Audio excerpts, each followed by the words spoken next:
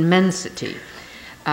In my work as a social scientist, I'm very interested in sort of standing there, if you want, on the corner, confronting the vortex of whatever the new moment or the destabilizing of the current moment. And you need to sort of find vectors that move you into that reality that is a mess, where there are no shapes.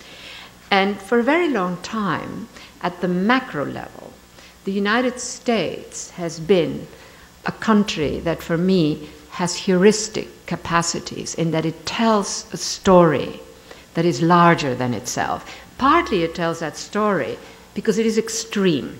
When the country got it all together to produce a vast middle class, I'm now talking United States, okay?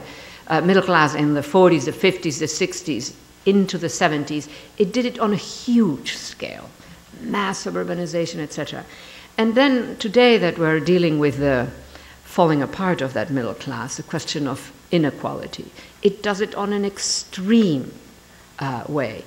All the European countries are experiencing increases in inequality, but none does it as sharply as this country. Today, when it comes to questions of scale, I think that China has that capacity to be heuristic. It tells us something more than about itself.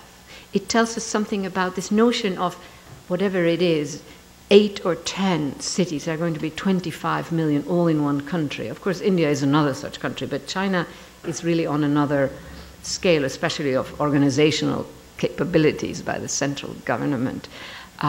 These migrations.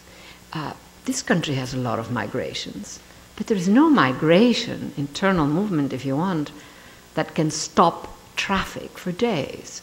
China has migrations, you all must have heard the story about a year ago, that stopped traffic for days. I mean, it was like the super gridlock situation. So in that sense, this conference for me, I'm not a China expert, but I am interested in detecting zones in our world that tell that larger tale, how far it could all go, how extreme the conditions might be. And for me, this conference is also about China as a window into extremes, in the same way as I said that the United States, for me, is an extreme of a rich country that can produce such inequality. So China has its own elements, and again, these super cities and mega migrations. The fact that China has on the planning board building 600 new cities, 400 evidently already being planned. And when China announces this or says this or does it, it actually will do it. That's the sense that you get. Whereas India, I guess, wants to build about 100 new cities, but we all wonder whether that, you know, the various actors can get it together. So in that sense, again, China mixes a scale that we have historically associated either with extraordinary organizational capabilities, the Roman Empire, the Egyptian Empire of olden times, or otherwise it sort of all becomes a shambles and a mess. And in that sense, China, again, this plan of this vast urbanizing of its terrain, of its population, of its structures, you have a sense that, by God, they might actually do it. So it is for me a bit, I'm the one who organized this conference with a lot of help. And that's a bit the vision, that's a bit the framing, that it's not only putting China under the microscope, it is really trying to also use China as a window into possibilities. And if there is one sort of technical term for possibility here, the term that comes to my mind is the question of scaling. China shows us that a certain kind of scaling is possible that many of us would not necessarily have expected or thought was possible. Now, I need to thank a lot of people. I cannot name them all, but I want to thank especially Ioanna Technopoulos, who's also organizing 2 panels that I want to mention right away before we get lost in names that continue this conference and that are happening Monday in this auditorium this Monday at 6:30 p.m. And the title is Where is the Future of Sustainability? The speakers are Hie Ying Chun. I just invented a pronunciation, okay, for that name, so I apologize. Jiang Jung from Amazing Design, Doris Naisbitt and John Naisbitt, I'm sure those names are familiar, and Xiaobo Liu. I don't speak one language perfectly, I know 6. But when it comes to Chinese, I'm totally out there. I manage those 6, but not this one. And then there's a second event on Tuesday at Studio X in New York City, downtown. Some of you know this, 180 Varick Street. And this is very interesting. How will supersized cities feed themselves? I think that's... Now, the people I want to thank, besides Joanna, Gavin Brown, Robin Stevenson, Laura Morrison, who really did most of the work, Sasha de Vogel, and one of my students who I wanted to stand up, who has been doing a lot of the work. Are you here? Who helped me? No, maybe he's outside. Well, anyhow. So, and then there are all kinds of other people who, of course, you know how that is. Now I want to switch to the actual panel. And what we're going to do is have each speaker present for about 15 minutes, and then we have a bit of time after each speaker for questions. The subjects we're covering are pretty diverse, so I think it's better to have a few questions right after each speaker. And then we have a break. So we are going to start with Xiangming Chen, whom I have known for a long time. He is now the director of the Center for Urban and Global Studies and Rather Professor of Sociology and International Studies at Trinity College. He has published widely on urban development, and the details are in the programs that you have. But let me just mention a couple of things. One is The World of Cities, with a subtitle of Places in Comparative and Historical Perspective. And as a second book that I think is absolutely path-breaking, As Borders Bend, Transnational Spaces and the Pacific Rim. There is also an edited book called Shanghai Rising, State Power and Local Transformation in a Global Megacity. Xiangming, if you would come up here. Thank you very much.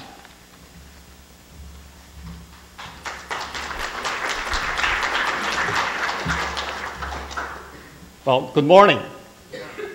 First of all, since I'm the first to speak and was asked to do so on a relatively short notice, Saskia, but I want to take the lead in thanking Saskia and all the people that she mentioned, whose names I don't know, who have really put this wonderful conference together.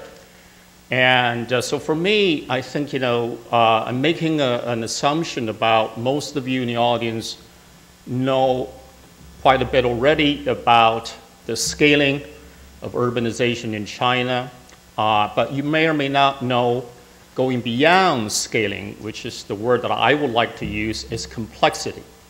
So I'm going to build from scale to what complexity, introducing the topic, setting the scene a little bit, but highlighting a couple of details that may be more hidden, that I hope also anticipated in the subsequent presentations as well. So I'll start with a very simple question. I think Saskia really put her fingers on the key, which is the scale. And so that raises the question, is China's urbanization exceptional? When often people come to talk about China, there's this sort of notion like China exceptionalism. Because the scale, everything is different. China's unique. How unique? In what ways? And I think in talking about this topic, which a number of experts will follow, it's really important to introducing what I think is really the key to understanding the scale and the speed of China's urbanization. It's really looking at migration. So to start out, I'd like just to share with a couple quotes that I recently read in the Financial Times. I think there really is a very larger global context surrounding the process of urbanization in China. And so if you read the top paragraph, this idea of rich government and poor people, right? We know the government controls, China controls half of the US debt. We know they built now the longest highway system just past us in total length. So there's a lot of money coming from the government. But is the money going to the ordinary people? And the ordinary people that I refer to are really the hundreds of millions of people who are the migrants. The second paragraph, of course, is really making a local and global connection by this idea that the migrant workers, the millions of them who built China's cities to such tremendous, colossal scale, are really making the money with their blood and sweat. And they don't like the idea that Chinese government may be considering bailing out the European governments, right? Because they're the ones who've been spending. The idea that they used to colonize China, now coming to China to ask for help. The recent G20 in Europe, there was discussion going on. So I think that's sort of the larger background lurking behind. Now the question. I think the simple answer to the question is China's urbanization, if you look at from the conventional perspective of industrialization and more recently globalization, is really not that new, not that exceptional. Yes, it is state-led. The state is the driver behind industrialization, the massive buildup of factories in cities, particularly in the coastal region, that has led to migration, that led to rapid accelerated growth of urban population. Globalization, more recent, but again, you know, the penetration, the influx of foreign direct investment. We have other countries that have done this before, the NICS, the East Asian Tigers, Korea and Taiwan. If you look at their urbanization process, it's very much, again, driven by industrialization and also globalization. Multinationals coming in and building factories, which again calls for a tremendous amount of labor coming from the rural areas. But here really is the key. In a couple of very important ways, I think China's urbanization is exceptional. I wouldn't go as far as to say it is unique, but I think if you look at scale, which Saskia started talking about, and I would add the word speed. So when you have these two things coming together, coupled together, that is historically unprecedented. I'll have a few numbers to illustrate that. And then I think the second point, which is institutional. We all know about the hukou system in China, the household registration, which really remains a severe block to the incorporation, the social integration of migrants, which I'll briefly touch on, but I'll present more with my co-author in the afternoon.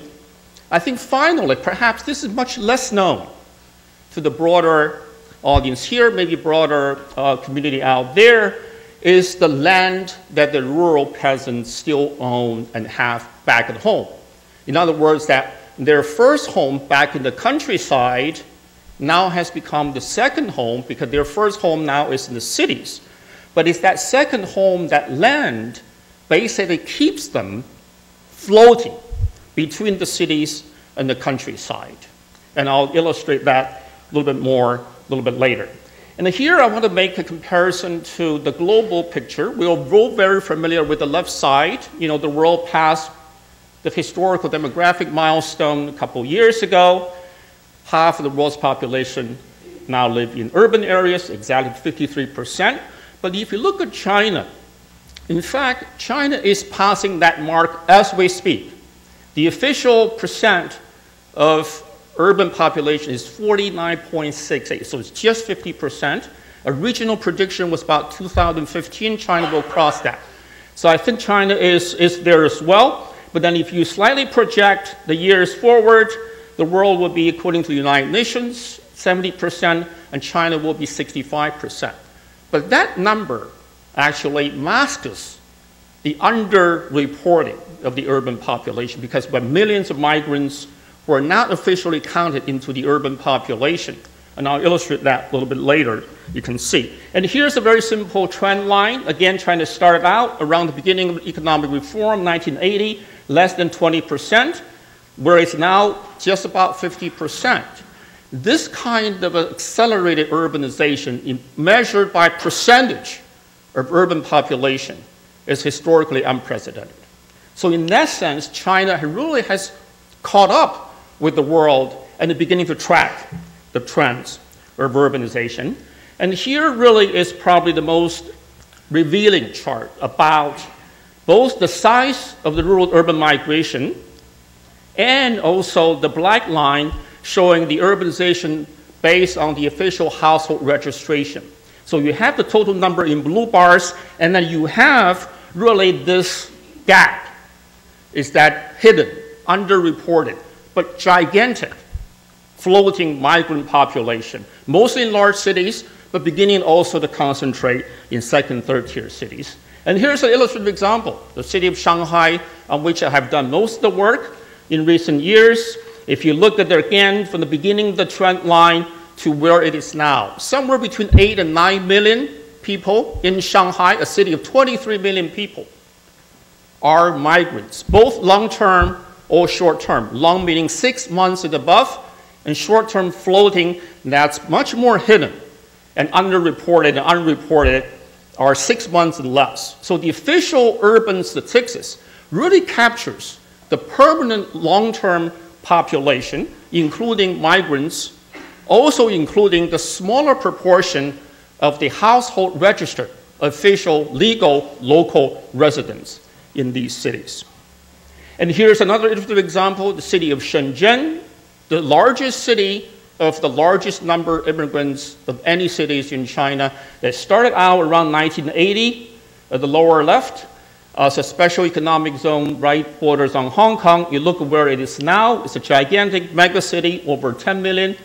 And then you look at the difference, the gap, disparity between the blue, between the green and the purple, and then the total population. Then you get this picture of the disparity between a smaller percentage of real urban residents and a very large number of city dwellers that are not really officially, if you will, the citizens of the city. And here's just a photo to show why, you know, the rural migrants keep coming to the cities. You have the young girl working in a factory in her dorm in Shenzhen, and this is the weekend. She had no place to go, sitting in her dorm. But then you also have migrants who are really aspiring to do special things. Again, a young lady recently reported wants to become a fashion designer, right? So you really have an increasing differentiated migrant population. You know, the massive of them working in low-wage factory construction jobs, but some of them aspiring to move up, a very small percentage. A number of them actually have become millionaires, now running their own companies. And here is another chart. Look at the population pyramids. And this has really a long-term bearing on where the migration and urbanization China may be headed. China is rapidly aging. Particularly the city of Shanghai, you already have 20% of the population living who are already 60 or 60 plus. So since most of the migrants in Chinese cities are younger, we know that's the age selectivity of migration, but as the population ages, a proportion of older people grows relative to the working age population, we're going to likely to see a slowing down of the migration from the rural to the urban areas.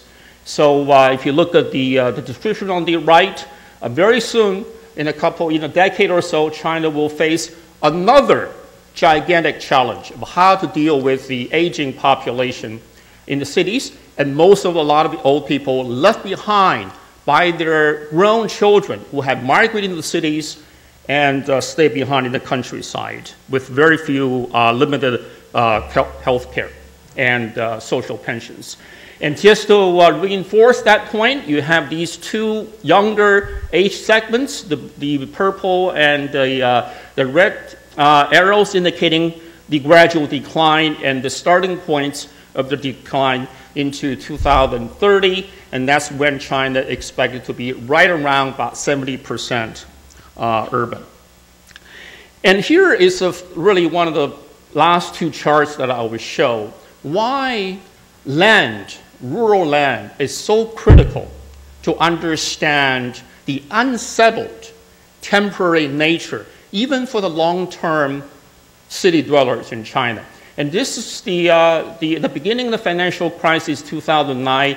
Now you had 20 million, roughly, unemployed workers in the coastal factories because, you know, the numbers of the factories and the people working them is just massive. But very quickly, you have a decline of that figure. What happened to these unemployed migrants? They all went back home to their home villages. Many of them couldn't afford to take even the buses. They work along the highways, you know, riding their tricycles. So there was story reporting about very tough conditions under which that they had to go back home and seek alternative opportunities. And then, of course, by August 2009, some of the coastal economy factories had to come back, so they began to re-employ workers. So that led to the further decline of the unemployed, and many of the returned migrants to the countryside have sought alternative opportunities in other interior cities in China. So finally, I'd like to end on raising 3 points, hopefully for the panelists, for the audience to think about the tremendous implications of understanding urbanization and migration in China. The first one, migrant settlement, integration cities is a long and checkered process. There are multiple barriers to how they ultimately become true urbanites. The most severe barrier, as I mentioned, is the continued existence of household registration system. So that's on the places of destination. Back in the places of origin, we have the issue of agricultural land. What's going to happen to that? What is government doing with the agricultural land as the city continues to expand into the countryside? In the afternoon, we'll talk about the experiment in Chongqing. Fascinating case study, very early stage, but already showing a tremendous amount of complexity, but also promises for dealing with that issue that might in turn help the rural migrants to become more permanently settled into the city at manageable cost. Second point, integrating and incorporating migrant cities is about sharing resources. The government has lots of money, as I start out commenting. Why government is not investing that for the migrants? What kind of constraints? What are the possibilities? Again, we'll use Chongqing to illustrate that as well. We'll talk briefly about the notion of rights, as Saskia's session 3, this idea of rights to the slums. Why Chinese cities, despite all that millions of migrants, have really not developed slums? That's related to other complicating factors. Finally, urbanization without migrants integration has tremendous threat to the social stability, which the government prides on its political legitimacy. So we'll be talking about the implications, the growing inequality within cities, between cities, and the risk of governance and maintaining that social stability that hinges on how to incorporate and integrate the millions of migrants permanently, fully into the urban environment. Thank you.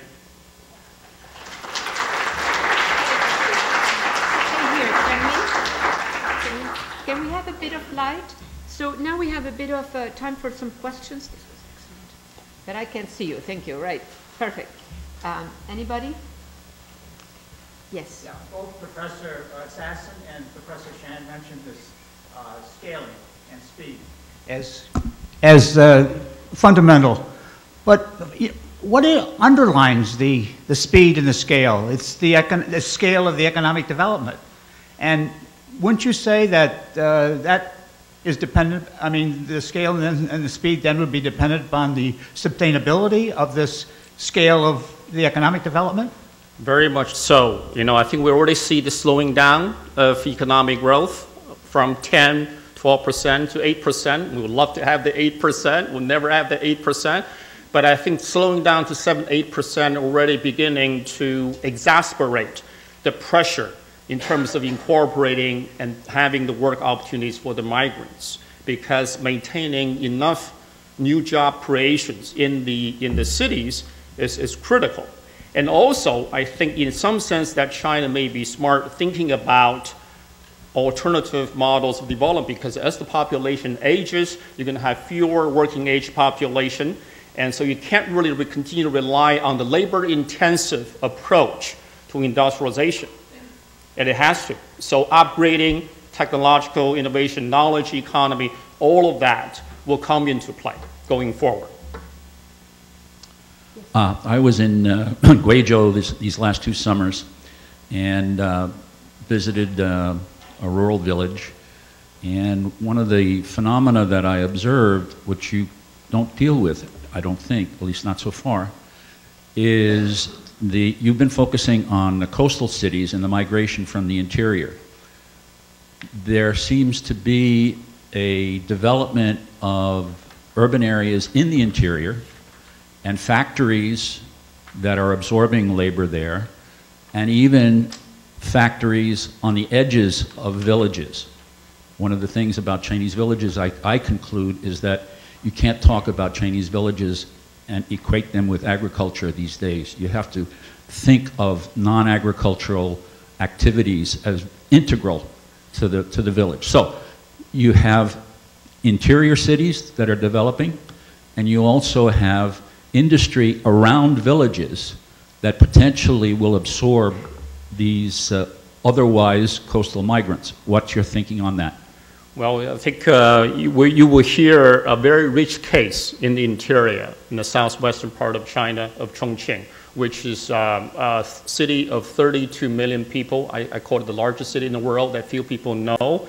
It's a city that has an urban core of about 10 million people, a rural hinterland of 20 million people. So the experiment there is to use the central city, the urban core, to pull along a large rural hinterland. So we'll have really illustrative details addressing exactly your question in the afternoon. Can I want to both ask you a question and make a comment. I want to continue a bit on what you were saying, but it's also partly a question. My understanding is that when a lot of these migrants went back for that crisis that China had that lasted like 4 seconds, you know, never seen any crisis that was lasted so little, that a lot of these migrants acquired capabilities about manufacturing and then started to develop in the interior. Yep. So kind of a rural-based manufacturing sector. So that's one question. The second one, to elaborate a bit on that, is this continuing, or have they actually left their own little factories behind to go back to the cities? Is there a reality to producing an alternative labor-intensive manufacturing sector, probably with more small-scale ownership? Or was it just a little mirage that happened, and then do we know a bit more about it? It's a combination of that. Some entrepreneurs who have got some government subsidies and loans back in their home villages in the interior, and some of them actually have go back to the private individual businesses. You know, for example, in the city of Chongqing, what you have is the porters, you know, carry the bamboo up the mountains every day. You know, it's like a street markets. You know, some of those were previously factory workers. And they went back, they suddenly have the newfound individual freedom. They think it's better than working in the factories because they didn't like the Cantonese because they thought they were exploitative. And they couldn't speak the language, they didn't like the food. So you have a lot of variations, but some of them actually moved to other interior cities and sought other opportunities. And some of them came back, others came back to the coastal areas. So there's no one single alternative movement in terms of where these people very temporarily suffered from that setback in the coastal economies. Barry Weisberg? Thank you for the presentation. This process you're describing seems quite out of control, driven mostly by market forces, not government decisions. Yet it would seem, with the growth of inequality and other factors, only government intervention would be able to curb that process. The market certainly will not. So there's this contradiction between these out-of-control processes and the need of the government to exercise even greater control So is the transition in October designed for greater control? Well, I think, Barry, that you might have underestimated the institutional capacity of a still very strong state, both at the central and the local level. And one of the things the local governments, particularly in Chongqing, in experimenting, incorporating migrants, is to build a lot more low-rent housing to accommodate the influx of migrants. And in that area, that's actually quite an effective government approach. Yes, it is not addressing the housing shortages, the unaffordability of the migrants, but it's something that they have control over in terms of the resources that they can invest in that sector. Yes, behind Barry, maybe one more. Right. That will be the last question. It's like a lot of the young migrants don't want to, keep their parents' land or use their parents' land in the future.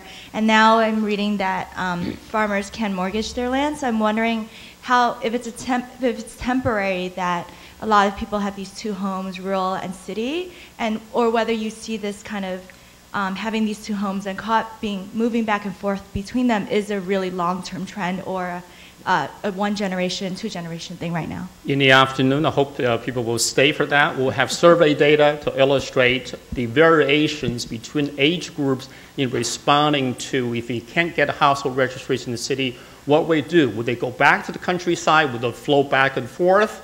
Would they seek alternatives? You're right. The variation, the very young age cohort are much less likely to go back because they never know agriculture. They left with their parents when they were young, their city residents completely. They will never go back because they don't know what to do with the land. Yes. Thank you very much.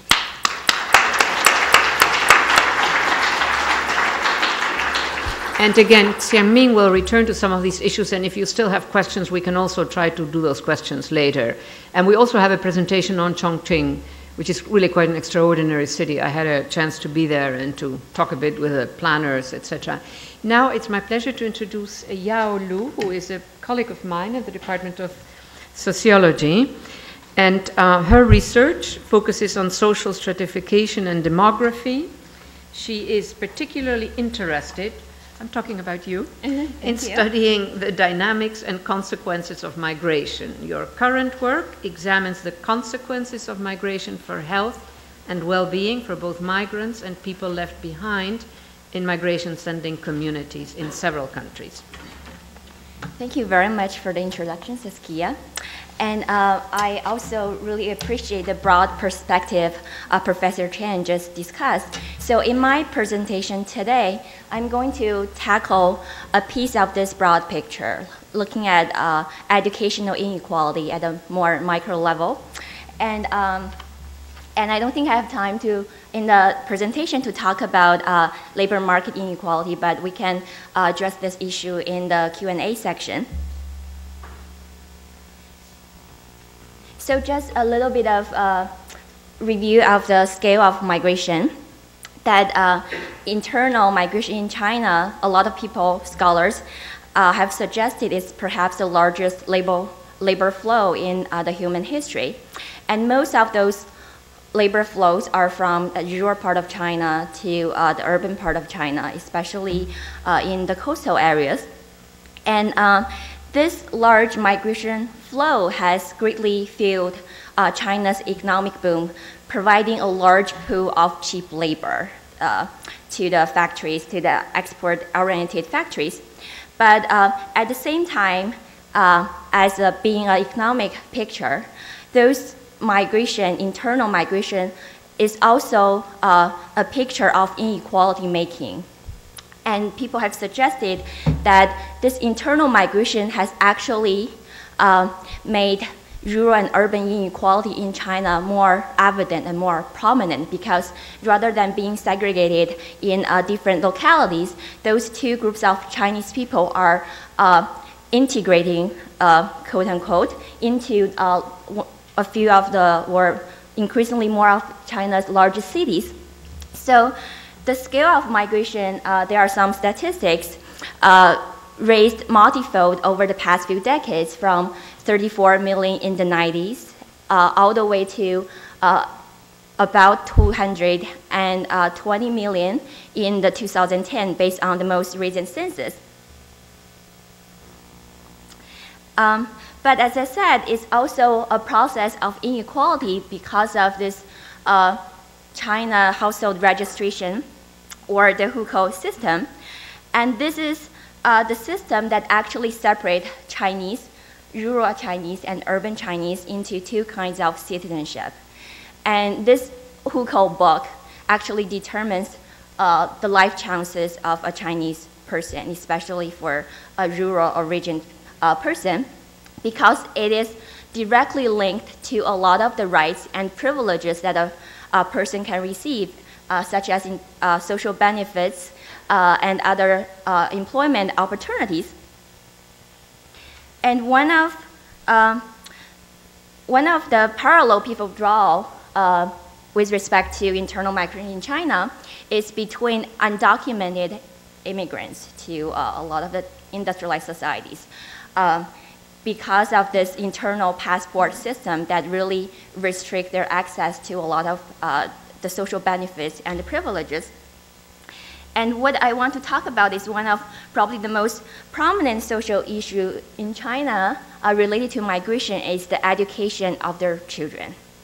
So the children of migrants, some of them move from villages to cities to accompany their parents.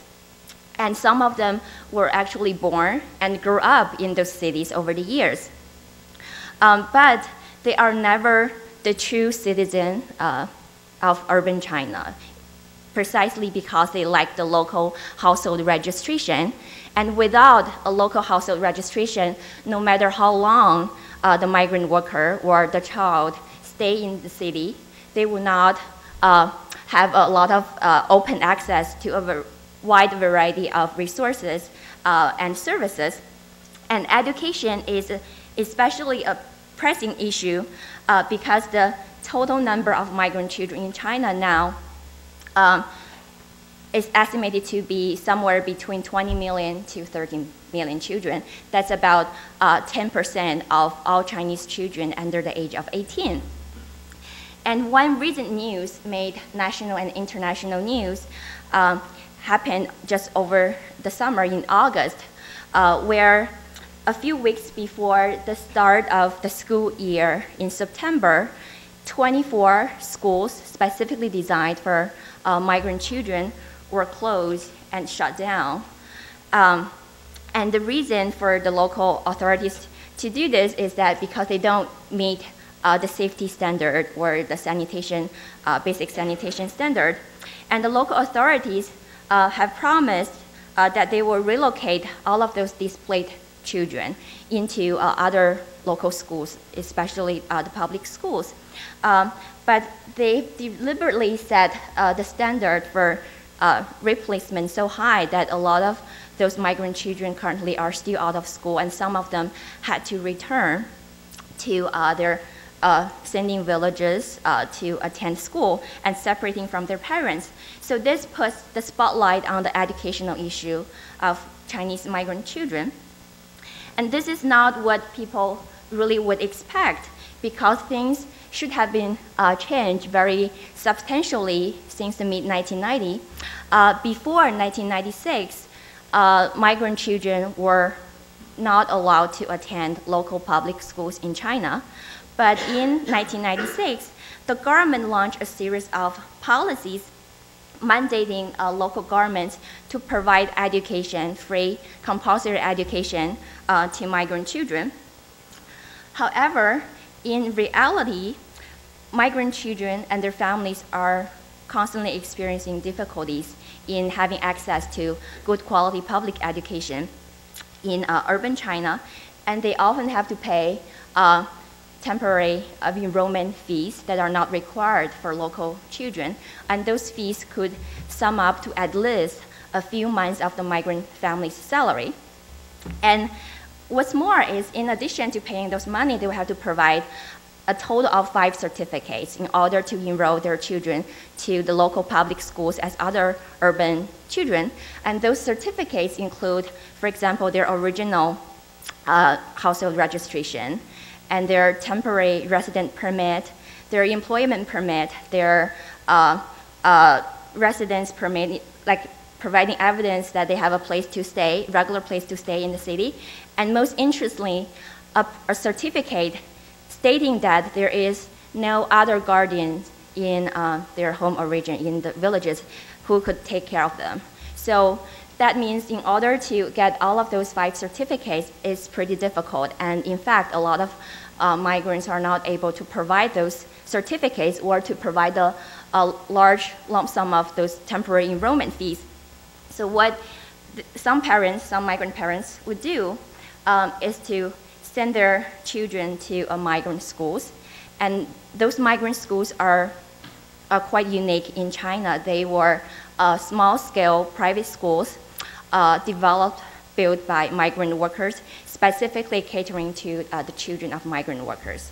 So they charge a much less fee, usually a few hundred RMB per year, and they provided those children, migrant children, with some basic education.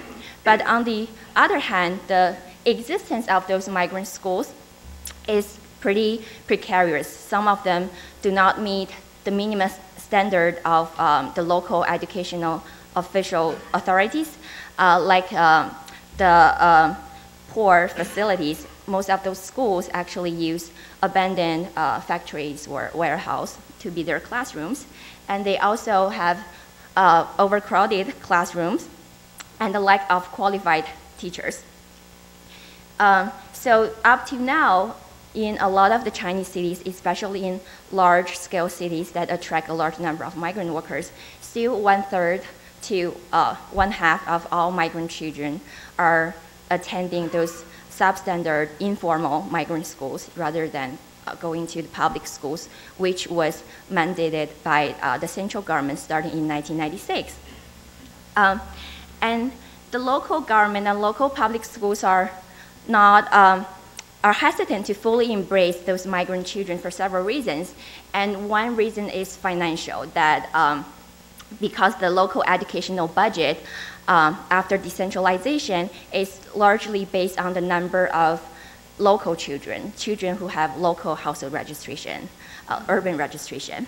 And there are also concerns that allowing migrant children to enroll in those public schools may not be optimal for them for several reasons. The first is that because of their poor background, they came from a rural region with less educated parents, so fewer social capital, human capital, and such. So they may have a very difficult time to catch up, even if they are allowed to enroll in the public schools with urban kids.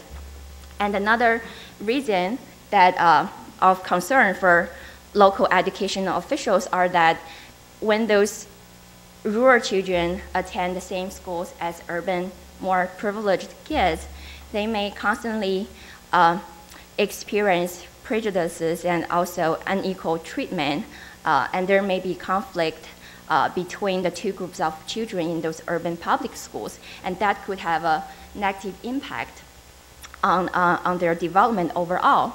But so far, a lot of those debates are speculative. There haven't been a lot of empirical evidence on how exactly those migrant children would do if they go to a public school versus what they would do if they stay in a migrant school. And this is one of the projects I'm trying to work on with my colleague. So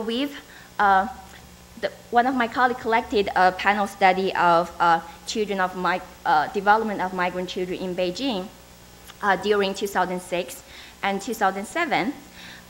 So we've specifically looked at 3 groups of children: urban kids who have local registration, and migrant children who are able to go to the public schools with urban kids. And the last group is the migrant children who are trapped in those migrant schools. And we want to specifically look at how their outcomes and their progress in schools differ over time. And I just want to briefly show some results. The two dimensions we've looked at are academic performance in terms of their overall test scores, as well as their psychological well-being measured by feeling of loneliness. So this panel study was collected a total of 3 waves. So we've started with third graders in elementary school and followed them every semester over the year and a half. And so they did not really start. The wave 1 is when they are third graders, so we did not start when they first enter school. And what we see here is that although there seemed to be some gap in the beginning across those different groups of children, but for children of migrants who are able to attend public schools, they seem to catch up over time with local children. It's in this black solid line. And in contrast, for migrant children who attend those migrant schools, they seem to perform less well comparing to not only those urban kids, but also to their counterparts who go to those public schools. And the same story seems to be the case in terms of their psychological distress, where over the term of their stay in the cities, the probability of experiencing psychological distress for migrant children in public schools has constantly declined, whereas it has become pretty persistent for the first blue line for migrant children staying in the migrant schools. And this is, in other words, the psychological well-being has been improving for those migrant children in public schools, whereas the progress has been pretty much stagnant for children in the migrant schools. And this is the raw difference between those 3 groups of children. And we also conducted regression analysis just to adjust for a large number of factors that could account for the difference between different groups of children, including, for example, their family background, socioeconomic status, their parents' input, and also their experiences in the school and such. And the story pretty much holds that for after controlling for the differences across different families, those migrant children in migrant schools seem to perform the worst comparing to the other groups, and in terms of their test scores, and they also seem to have the highest level of psychological distress, feeling of loneliness, comparing to the other groups of children. And those results seem to suggest, taken all together, that the barriers, the institutional barriers of the household registration system that relegate a lot of migrant children to those informal, substandard migrant schools present a really crucial impediment to their development and to their well-being. And this is quite similar to the case of immigrant children, second generation of immigrants in the United States, where people have talked about the segmented assimilation hypothesis that different groups of immigrant children, second generation, would have quite different experiences of assimilation and outcomes of assimilation over time. And in China, to some extent, the picture is similar, but the main mechanism of those segmented assimilation is the school segregation, where for migrant children who are able to attend the mainstream educational institutions, those public schools, they fare much better than the other group of migrant children who are segregated in those migrant schools. And the results, those evidence suggests also some of those concerns of local education officials are not necessarily justified, because we've seen evidence that given some opportunities to attend those public schools, a lot of migrant children are able to thrive in those kind of supportive environment. And although we do not have a large range of information on their specific experiences in the public schools, but the results do seem to suggest that with this supportive environment, it's possible for them to gain benefit from the better educational resources. And on the other hand, it's also possible when the two groups of children, migrant children and urban children, have regular interactions, it increases the chances of reducing their misunderstanding and reducing the prejudices. And in fact, we found that in terms of a measure of perceived discrimination among the two groups of migrant children, those in migrant schools report a higher level of perceived discrimination overall, comparing to the children who are able to integrate it into public schools over time. So what I talk about so far is about the situation of those group of children who are actually growing as the urbanization process unfolds in China, and the need for improving their education and other conditions is really urgent because they are going to be the future Chinese workers, and China is really trying very hard to start to transition from export-oriented, labor-intensive economy into a more capital-intensive, more economy with more innovation. And the quality of the labor is an important factor in deciding whether this transition would be successful or not. And those migrant children, they are going to be a large part of future's Chinese labor. And so what I'm thinking is that if we provide those migrant children with better educational opportunities, they could serve as a really good rural and urban bridge that can set off a healthier urbanization process in China. Because so far we've talked about the scale of the urbanization, but there are a variety of different issues and challenges facing this urbanization. But this group of children, if provided a supportive environment for them to thrive, we can have expected some more positive outcomes of urbanization in China. Thank you very much.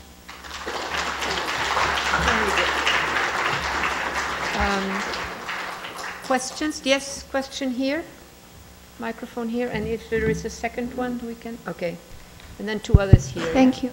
I have a question about the trend for the three group of children, that why the test scores of the urban children displays a decreasing trend. Is it because of sharing resources with migrant children?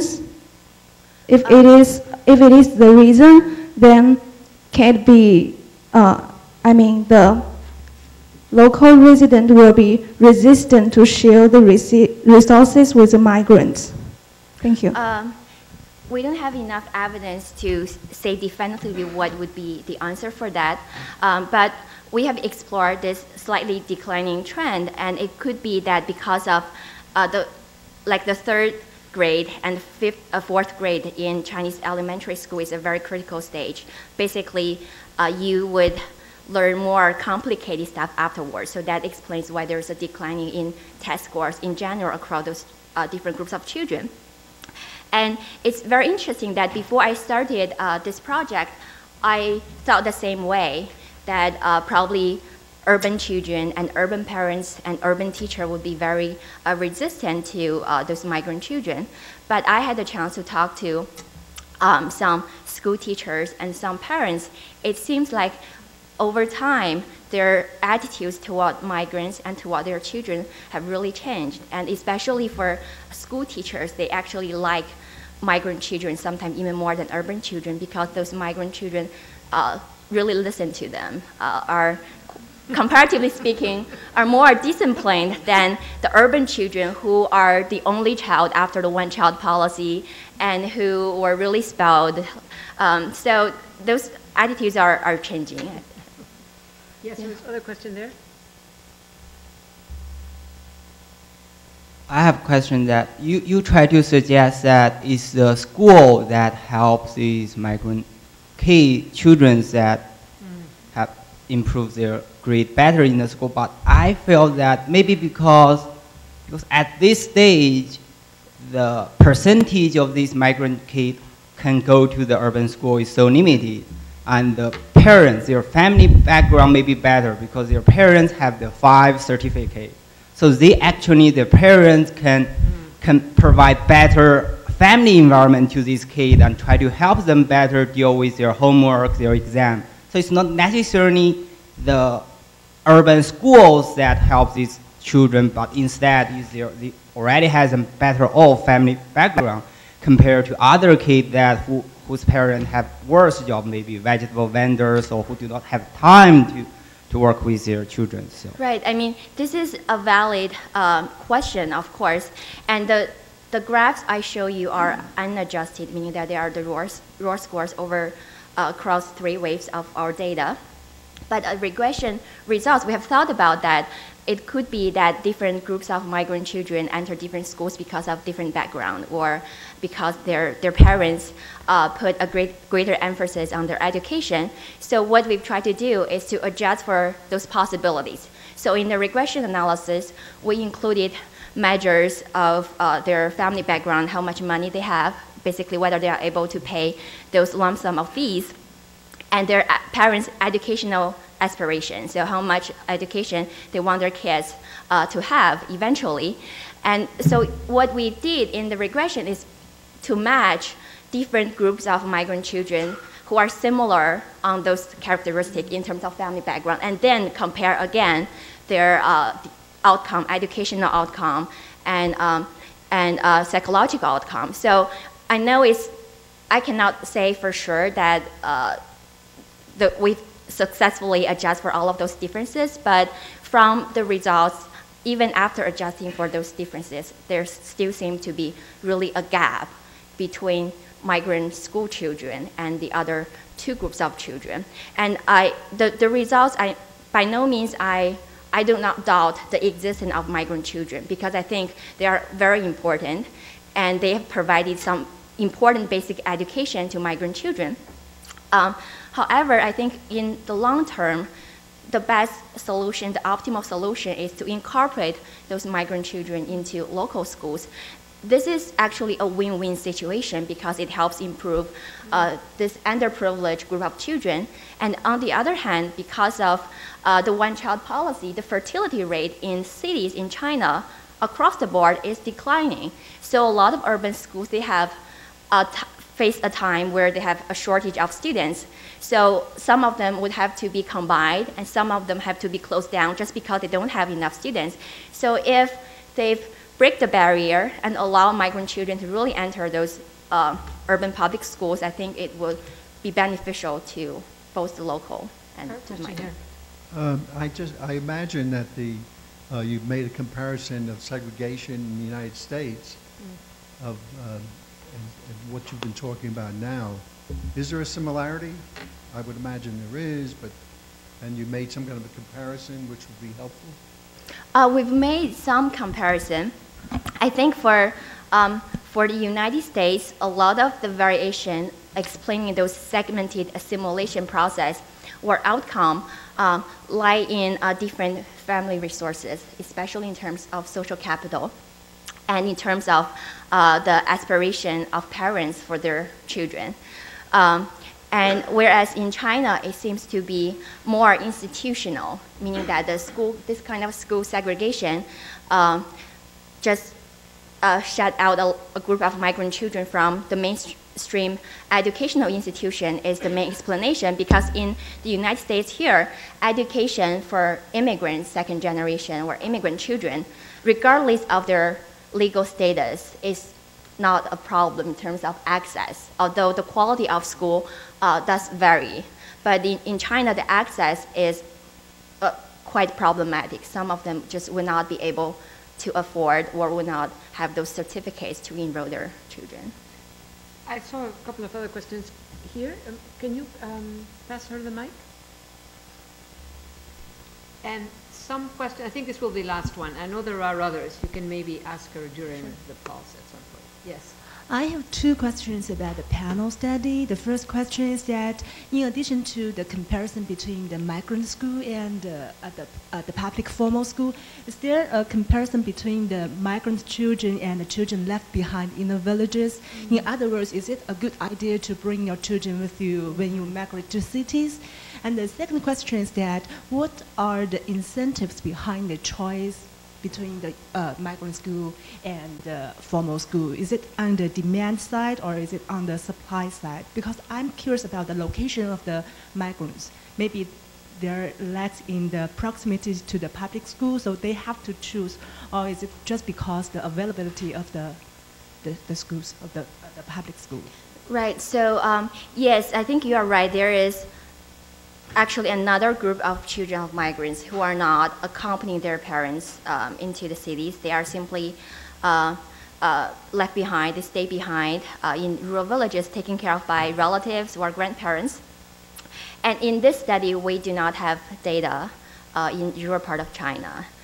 So we are not able to do this direct comparison. And I don't think a lot of people, or I'm not aware of a study that has done this, but I'm working on a new survey project with some of my colleagues.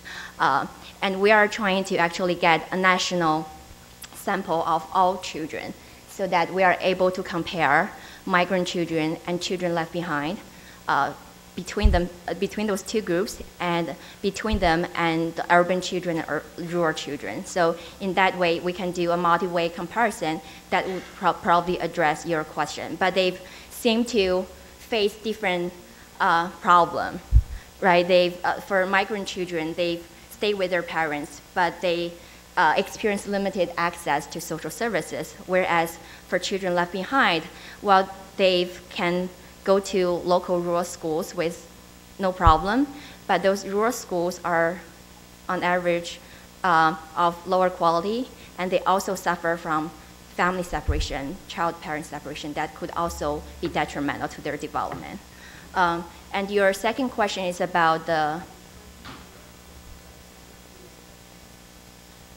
I think you mean the parents' choice?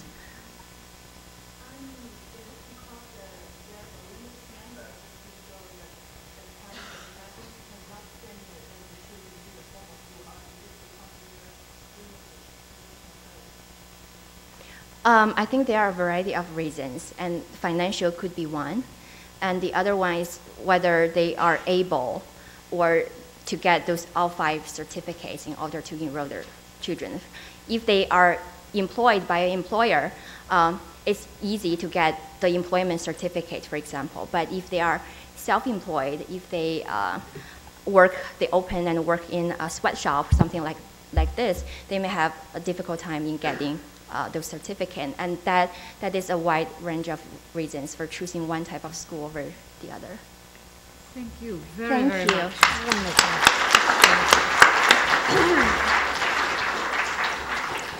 It's a great pleasure for me to introduce Ming Yan, whom I have met on several occasions around the world.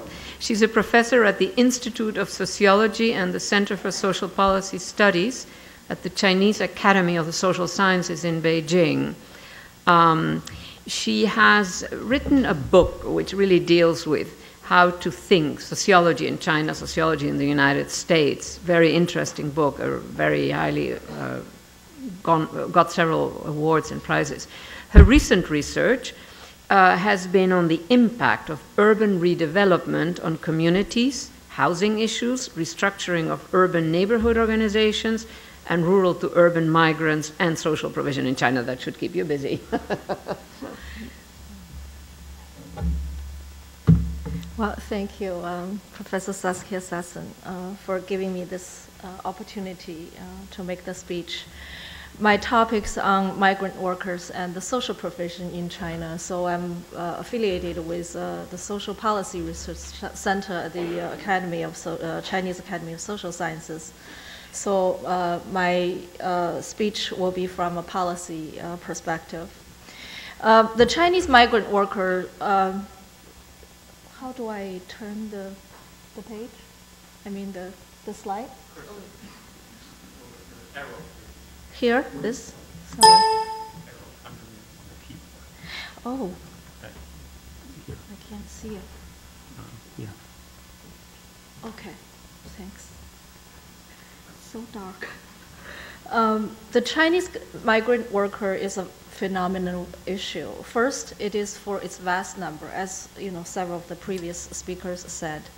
It has been estimated that at the current time, migrant workers now total 242 million, among whom 153 million, or 63%, leave their home country to live and work in cities.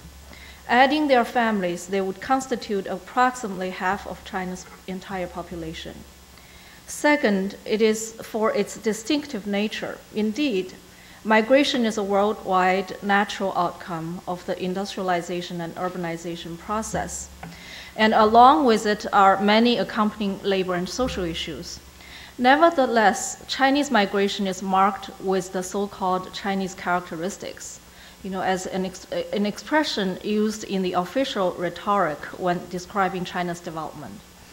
And that is, many significant problems migrants encountered are largely products of the Chinese government policy.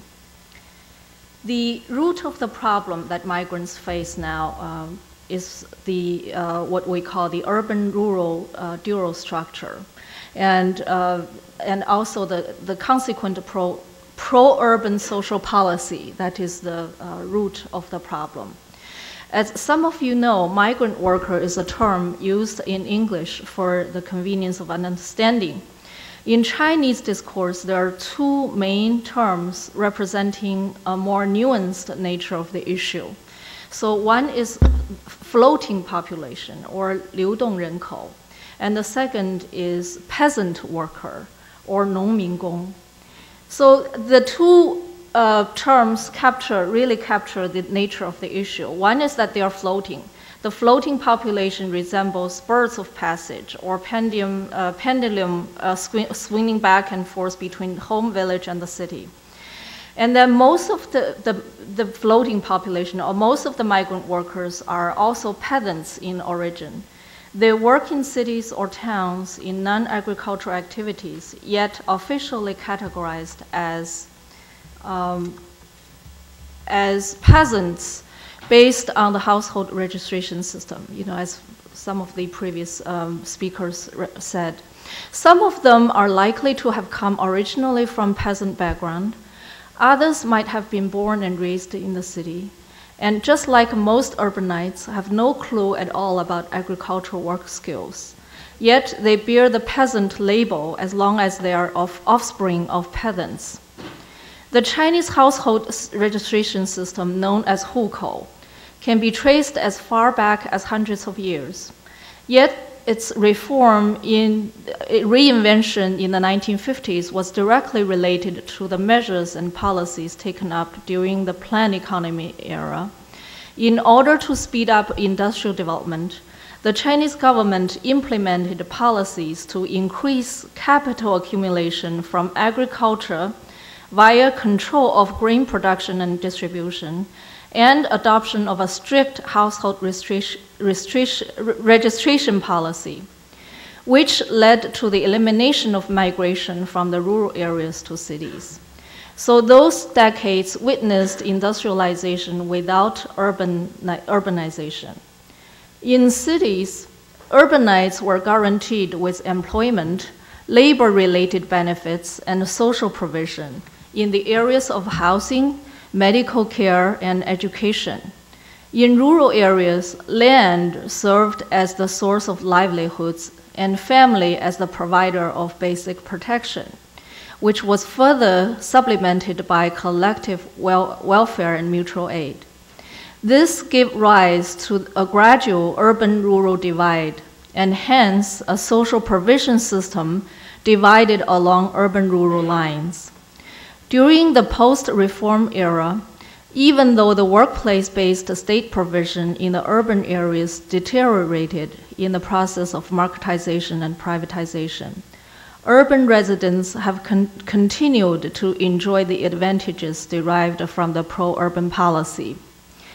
Until recently, more resources of social provision. I mean, by social provision here means social insurance, public assistance, housing, medical care, and public education, have been devoted to urban rather than rural areas. Even the quickly expanding public assistance and social insurance programs in the rural areas are based on a much lower income maintenance standard. This urban bias is partly due to the practice of regarding peasants as self-employed. It also has to do with the assumed lower costs of living in rural areas. Yet, while the urban-rural economic disparity reflected in the Gini coefficients is dramatic and continues to grow, social policy or public policy has made the situation more severe through the pro-urban social security programs, transferred income, etc. And so that's the background of the issues. And the current problems in the social provision of migrant workers in China. Migrant workers' double status or identity indicates their marginal existence in the dual structure of the Chinese society. According to an official investigative report on the peasant workers in China published in 2005, problems migrant workers faced can be summarized in several respects. One has to do with labor issues, such as low wages, delay or unpayment of wages, poor safety measures, lack of basic labor protection, and overwork. Two, lack of social security, which means low participation rate in occupational injury insurance, medical care, and old age insurance. Three, lack of access to public services, meaning difficulties in receiving compulsory education for their children, poor housing conditions, or non-eligibility for government-subsidized housing. Four, lack of legal rights. In brief, migrant workers are used to propel the urban economy, yet suffer from severe institutional discrimination. I'd like to share with you just very briefly some data based on a study we conducted in Guangzhou province in the year of 2009 to highlight some of the issues. Because the background of this study is that in the year of 2006, a major policy was issued by the central government of China to promote the social provision for the migrant workers. So our team was formed to, set out to evaluate the effectiveness of the policy implementation at the local level. And so here's our some of the findings, very briefly. Over the past 3 decades, I went to Canton personally. I mean, Guangzhou province. So this is based on a report from Guangzhou province. So over the past 3 decades, Guangdong province has become one of the most economically developed provinces in China. And unsurprisingly, it also houses the largest number of migrant workers in China.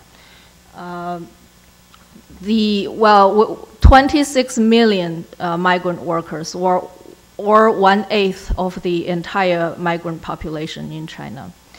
Or 30% of the total residents out of 90 million in Guangdong province. In the city of Shenzhen, which is the vanguard of economic growth, according to the Bureau of Public Security, there are 2.4 million residents with official household registration, while over 10 million without official household registration. Or 8 million, or 80% of laborers in Shenzhen were migrants who are concentrated in industrial and service sectors.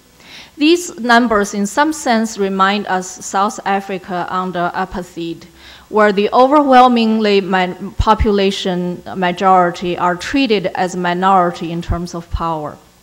And the labor conditions there, working overtime is a common practice. Close to half of migrant workers work more than 8 hours per day. Only 30% of workers can take 2 days off, according to the national regulation. And this is done in the name of piecework and the desire of migrant workers to earn more wages. The monthly labor turnover rate is as high as 15%. After the labor contract law was stipulated in 2008, enterprises increased subcontracting and oversourcing to avoid the reinforcement of the labor law. And social insurance. Yeah. Social insurance, well, in China, it consists of 5 categories: occupational injury, health care, old age insurance, maternity, and unemployment benefits. So those are the 5 categories. Prior to 2006, it was required by the central government that migrant workers participate in all the 5 insurance programs as a bundle and pay the same rate as urban workers. This policy met significant resistance from enterprises employing high number of migrants. Their objections were based on concerns about the consequent rising labor costs. Since 2008, the local authorities in Guangdong province allowed enterprises to disentangle the 5 social insurances bundle and prioritize insurance for occupational injury and serious illness with lower required contribution rates. So they set the criteria lower to promote for a higher participation rate. As the contribution rate has been lowered, the participant rate has been somewhat increased. However, problems still remain. There are several problems that we found. The first problem is that the participation rates are still low, as you can see from the table.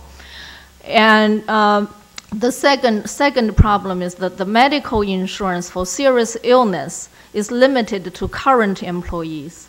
Thus, most workers are left out without insurance once they retire. Therefore, the problem is only postponed and not resolved. The third problem is as participation in old age insurance has become an option, the participation rate remains low. Our survey shows that among those who have not participated, about 70% said that it was not offered by the employer. Others felt that they would eventually return to the village, so it would not be necessary or too burdensome right now to pay for it, given their already low wages. A significant issue is the inherent lack of transferability in the design. Since the program only allows for benefits to be given in the city or province after 15 years of working there, and migrants cannot receive the pension due to their unstable working status. In addition, the policy permits cashing out of personal contributions if current employment is ended. But employer contributions remain in the social pooling account. So 2 problems thus arise. The first one is a proportion of migrants is always joining and existing the old age insurance as they change jobs, leading to increased management costs and loss of benefits. And the second problem is that as a result, enterprise contributions to the social pooling account for migrants end up to be used to benefit urban employees.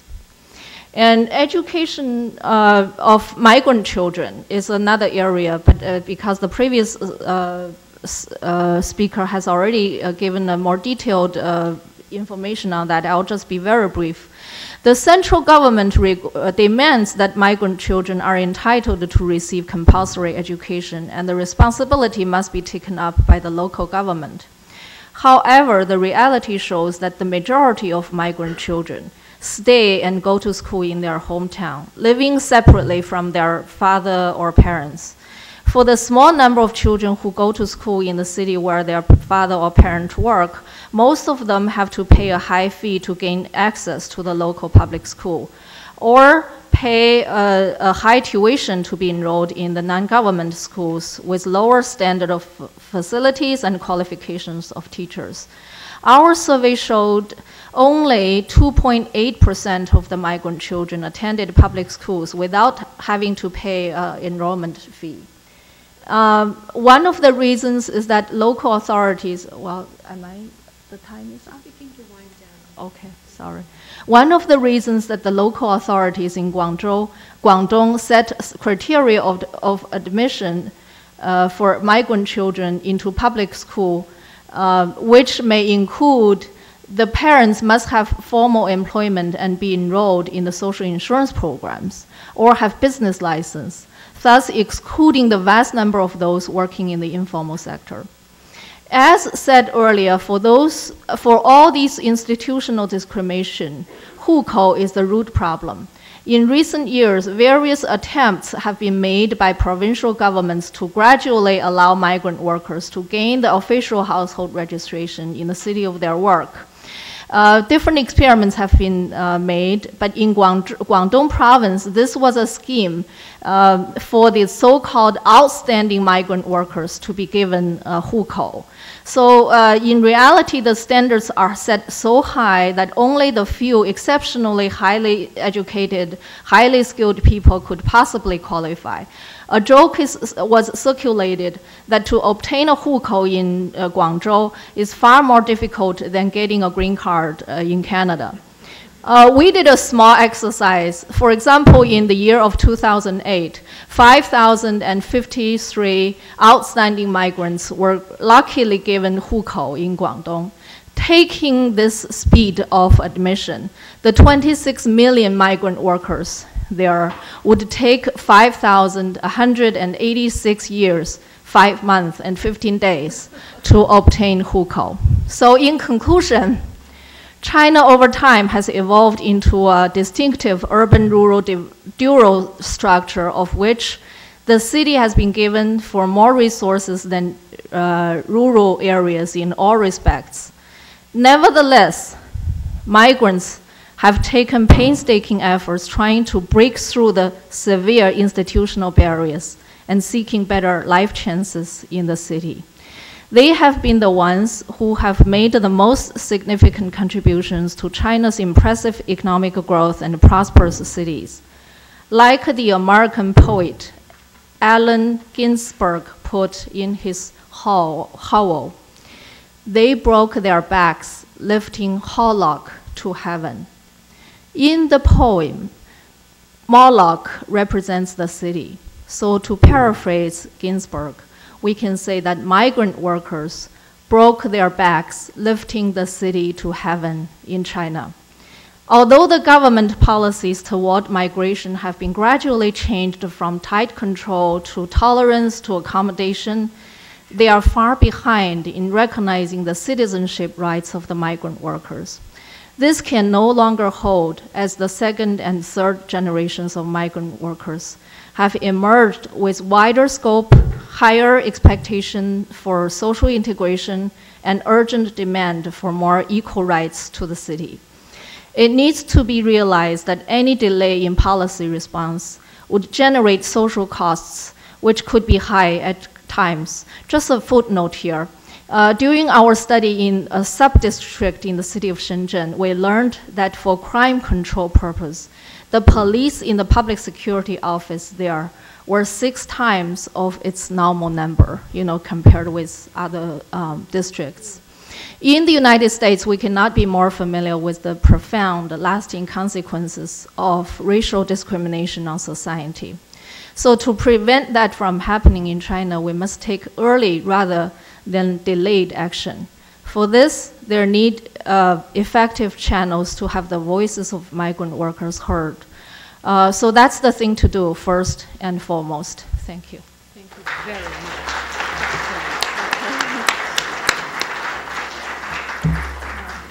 Questions? Okay, we have a question here. Microphone. Anybody else? Again, let me be direct. Do you expect any improvement in these policies from the change in leadership next year? if you improve, do you expect any improvement on these policies that you're criticizing, so to speak?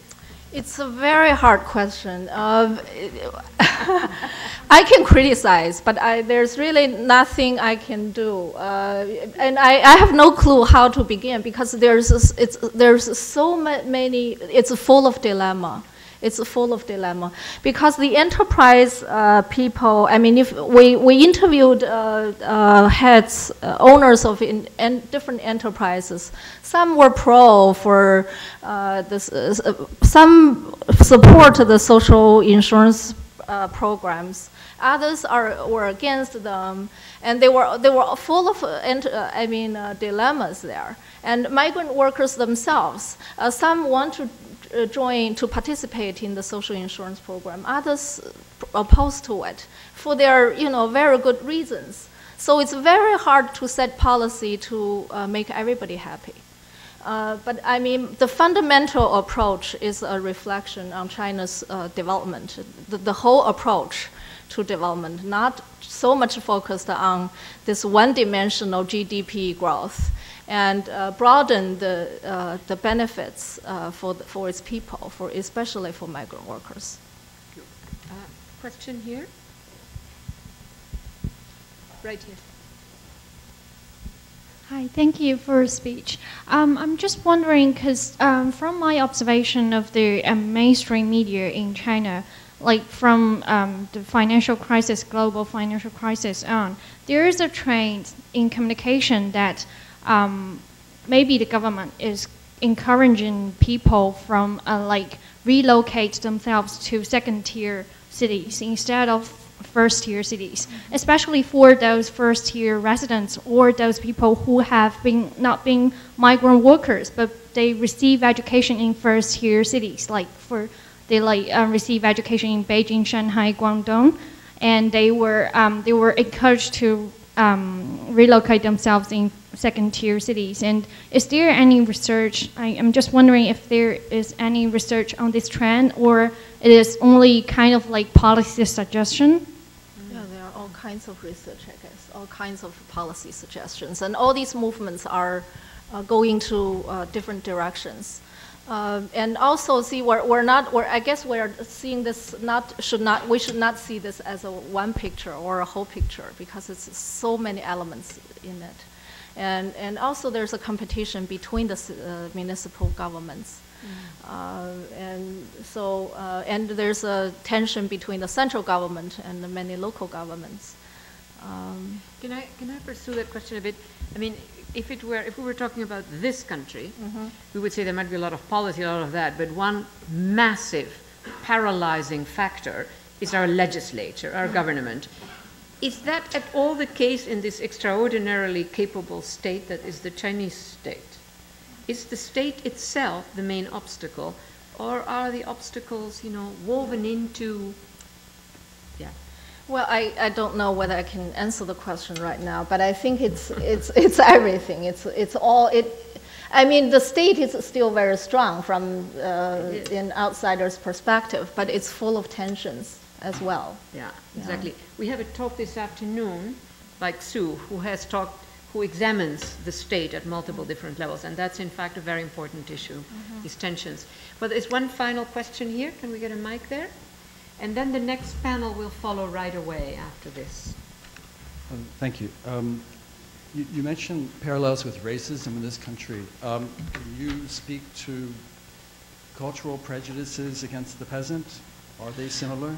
Well, it is cultural because especially among the urbanites, there's a lot of what you can say stereotyping or prejudice against the peasant workers, such as, they are low quality or they commit more crimes, and a lot of things like that happen. But the major thing is institutional.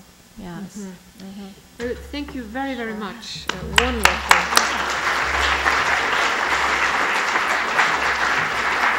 So we're going to move. You're chairing the next panel, right? Yes. We're going to move to the next panel right away.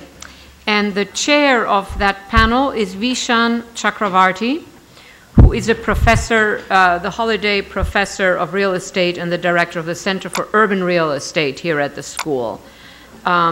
He is reading your bio. You are enormously active in some broader civic world.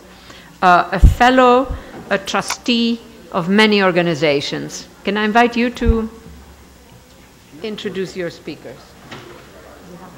Yes. Okay.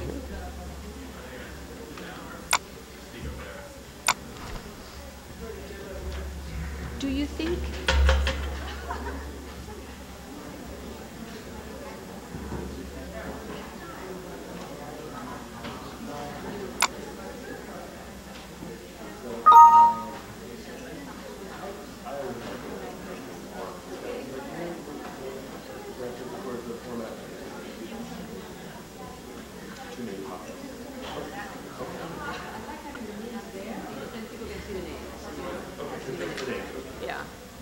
But I would just do it. It's sort of, we have had very good questions.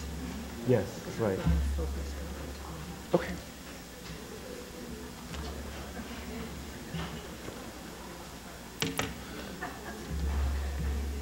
Good morning. Thank you very much for having me. This is a very interesting panel about the notion of cities being green and cities being smart. In our program, we're very focused on that topic and believe with the massive urbanization rates that we are seeing across the world today that densification and densification near infrastructure is probably the best possible path forward to manage the kind of worldwide growth that we are seeing, and that vertical density in particular and the development intelligence associated with vertical intensity is extraordinarily important to that topic. I have been, just recently the UN issued this report about the last 20 years because of the Rio 2012 summit that's coming up, and I've been, it was issued by the UNEP, and there's a wealth of data and information in here. And I think if you pour through the report, it reminded me of the topic of this morning in the sense that in my program, certainly in many parts of the world and sort of thought leadership around this, that cities are clearly sort of greener and smarter than a lot of the kinds of development we see transpiring.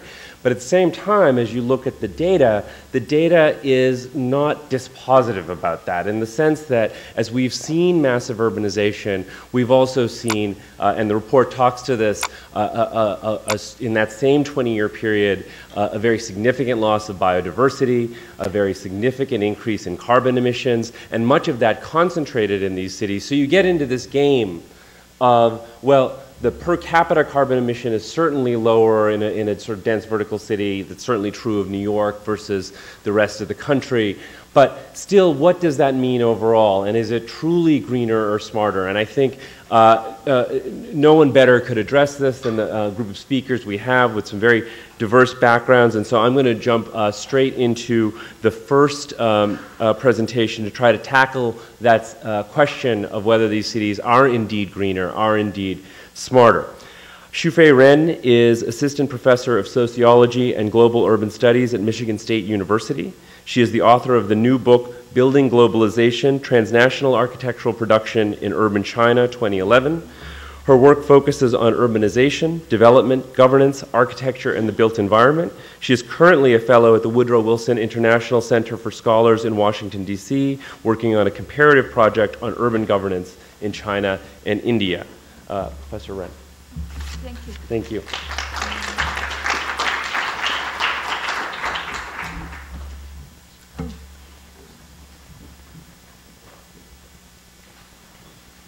Well, thank you for the introduction. It will take a few seconds to upload the PowerPoint.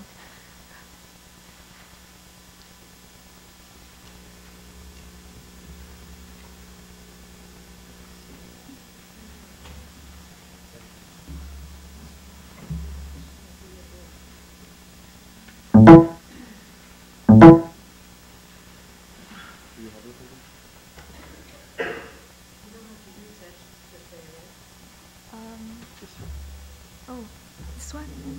Yes, if you want to, you can advance it. Oh, they're getting it. Okay. And this is next? Yes, that's next. Thank you.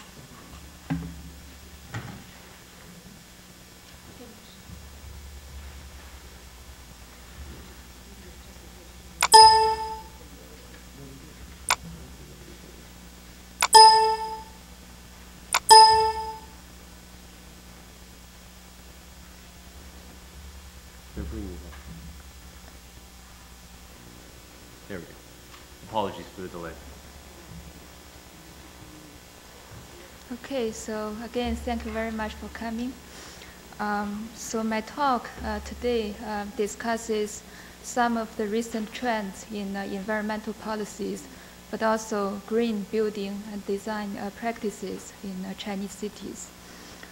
And I'm sure many of you have been to China, and you probably know that local governments in China, in general, don't pay much attention to environmental issues. So the market reform began in the early 1980s, and over the past 3 decades, the environmental record is basically a disaster. Very little attention has been paid to environmental protection, and that's because local government officials are not evaluated on the basis of environmental performance. So at the municipal level, but also province level, local district level, government officials are evaluated on the basis of GDP rate. So that's the top concern for Chinese politicians. So the year of 2007 was a watershed year for Chinese environmental activism or green sustainability practices. So that's the year when. Oh, I'm sorry. Can you hear me in the back? Yes. Okay. I'll speak to the microphone.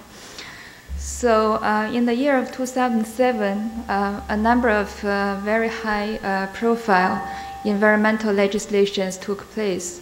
And that's also the year when, for the first time in the history of China, a Ministry of Environmental Protection was set up. And since then, 2007, over the past 4 or 5 years, there has been a very large number of eco-city or eco-building projects. So today I'm going to talk about a little bit about what are these projects and what are the problems, but also possibilities in these eco-city or eco-building projects. So let me start with some statistics from the most recent census, 2010 census. For the first time in the history of the country, half of the population right now lives in cities, almost half, 49%. And there are more than 100, actually I counted, there are 124 cities in China with a population over 1 million. And by comparison, there are 9 US cities and 14 European cities with over 1 million population. And the highest population growth rates are observed in megacities like Beijing, Shanghai, Shenzhen, Guangzhou, these largest cities. So in the decade between 2000 and 2010, urban population in China increased by over 200 million. And we had a few presentations about migration. So migration is a major factor explaining such a tremendous growth in the urban population. But there are other factors as well, such as natural growth or administrative measures. For example, the central government has been, over the past 30 years, has been increasing the number of cities. So in the 1980s, there were probably 200 cities, but now there are more than 600 cities. So that's what I mean by administrative urbanization. So in my previous research, I've studied architecture and mega events. So I've basically looked at how architecture design from international firms Also, mega events such as the Beijing Olympics are used to promote or make or remake Chinese cities. And if you look at the eco-city or eco-building practices today, it is very much the same process.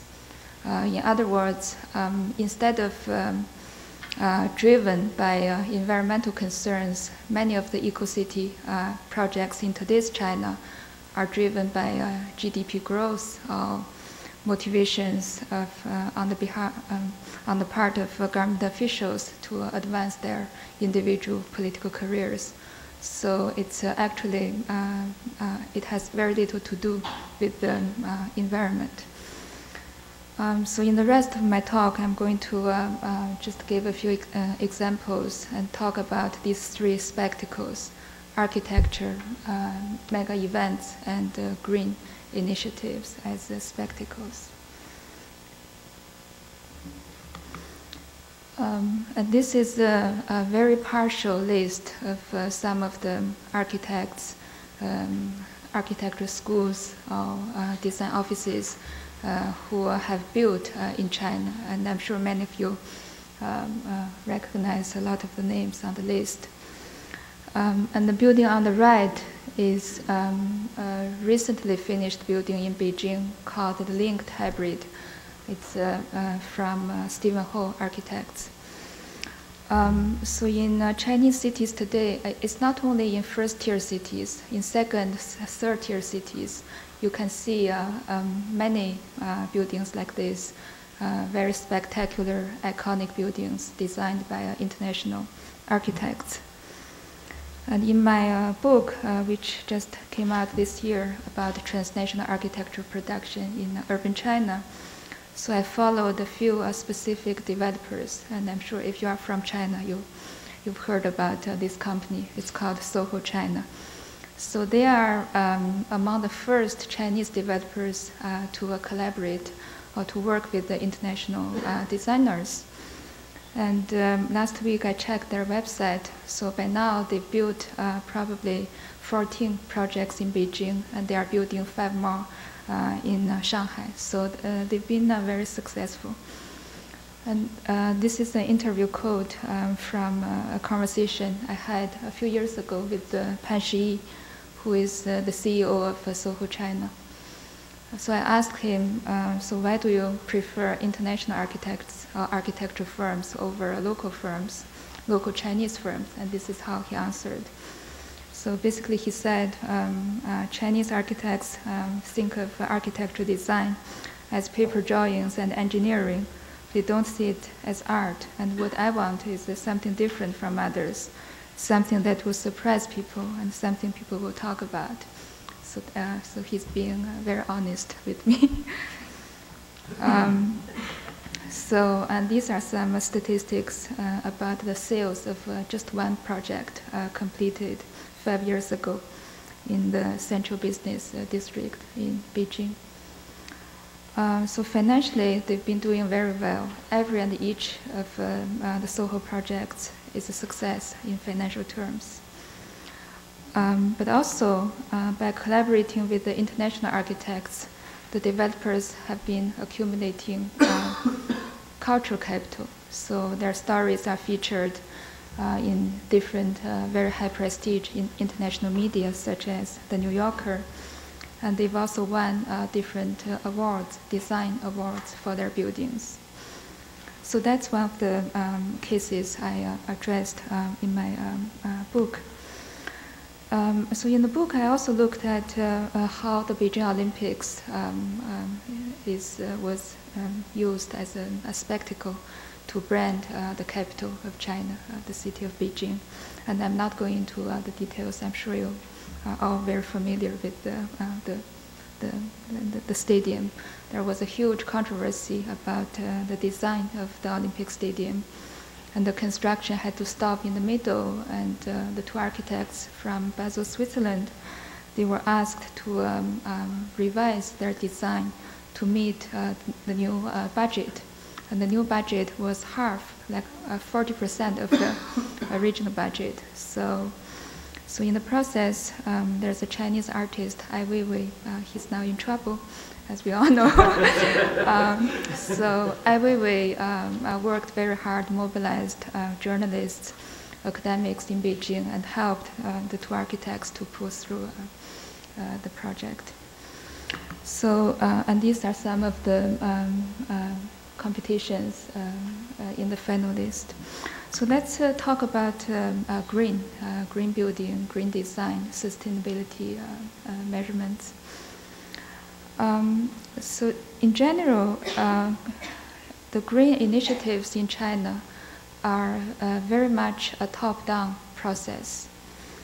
There is very little public participation or public feedback input in the policy making.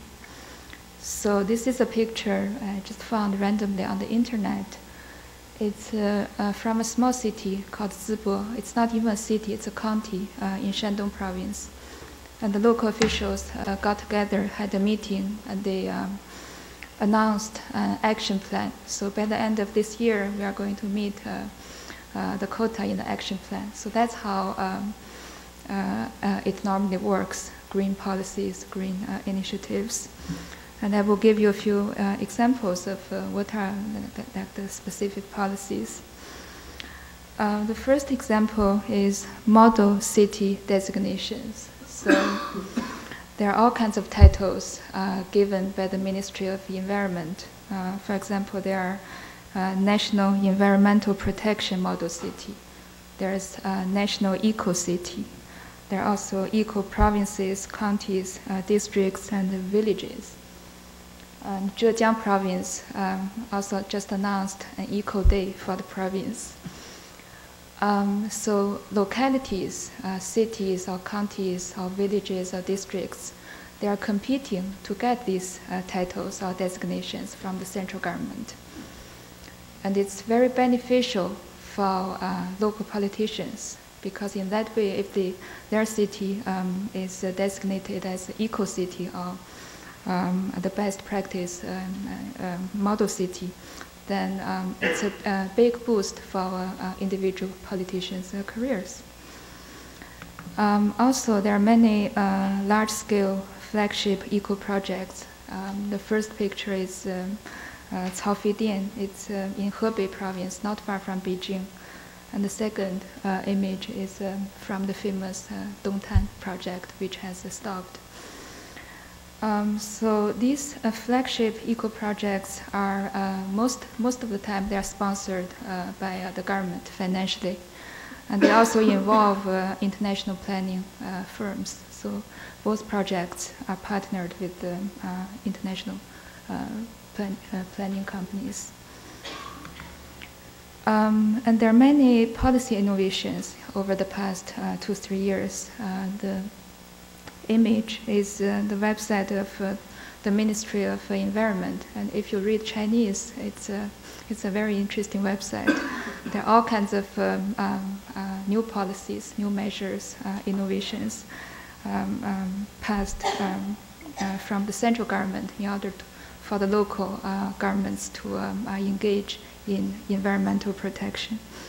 For example, now local officials, not all cities, but some cities, in some cities, local officials are also evaluated on the basis of environmental performance, not only GDP growth. And there's also this green credits. It's a new initiative between the Bank of China and the Ministry of Environment. So developers, if they are going to build, have a green project, there are different measures, definitions, then they can get low interest loans from state banks. So also another example is the local builders, large developers building in China. So recently they have just begun to apply to various green certifications such as LEED. And in the West, we all know that LEED certification is highly controversial. There are many problems on all fronts, but the controversies, the problems not known in China. So in China, local developers just want that certificate, and they don't care how problematic it is. And the picture is a building in Sichuan province, Chengdu city, again designed by Stephen Ho architects. It has an interesting name. It's called Sliced Porosity Block. So this is the first building. It's not finished yet, but it's going to be the first building in China with the LEED silver or gold certificate. And the developers are very proud about that. So in general, green initiatives in Chinese cities have been, they are meant to be a spectacular, to make spectacles. And so far there has been, for example, green gentrification. And this picture is is from Shanghai. So the green space you see, the space used to be occupied by residential neighborhoods. And in the probably late 90s or early 2000s, residents were removed. They were displaced to make this green space. And I actually walked in the area a few times. It's impossible to use. So over your head there, cars, highways, it's a lot of noise. So it's spectacular, but it's not possible to use, for people to use. And there are also a few very high-profile eco-projects which have been basically put on hold. And the most famous one is Dongtan in Shanghai. Nobody knows what's going to happen with that project. And the planning firm is Arab London office. And the last point, green certification has been actively sought after by local developers as branding instead of trying to make an effort to make green space for people actually to use. So, when I researched for this talk, it's actually very depressing. It's a depressing process. There are so few examples of ordinary green practices, and this is the only example I found. So the story is about a Taiwanese architect who just won this year's Curry Stone Design Award, and I think he just gave a lecture at Harvard GSD. So he decided to devote his the last decade of his career to helping residents, people in natural disaster areas. So he went to Sichuan, which had a terrible earthquake a few years ago, and he helped villagers to build energy-efficient homes. So that's what I mean by ordinary green practices. And the conclusion of my talk is that after the Beijing Olympics and Shanghai Expo, these two mega events, it is time to end the spectacles and go back to the ordinary. And I just saw on the program, there's a talk this afternoon by Professor Abbas titled After the Ordinary. So I'm looking forward to that talk. Thank you very much.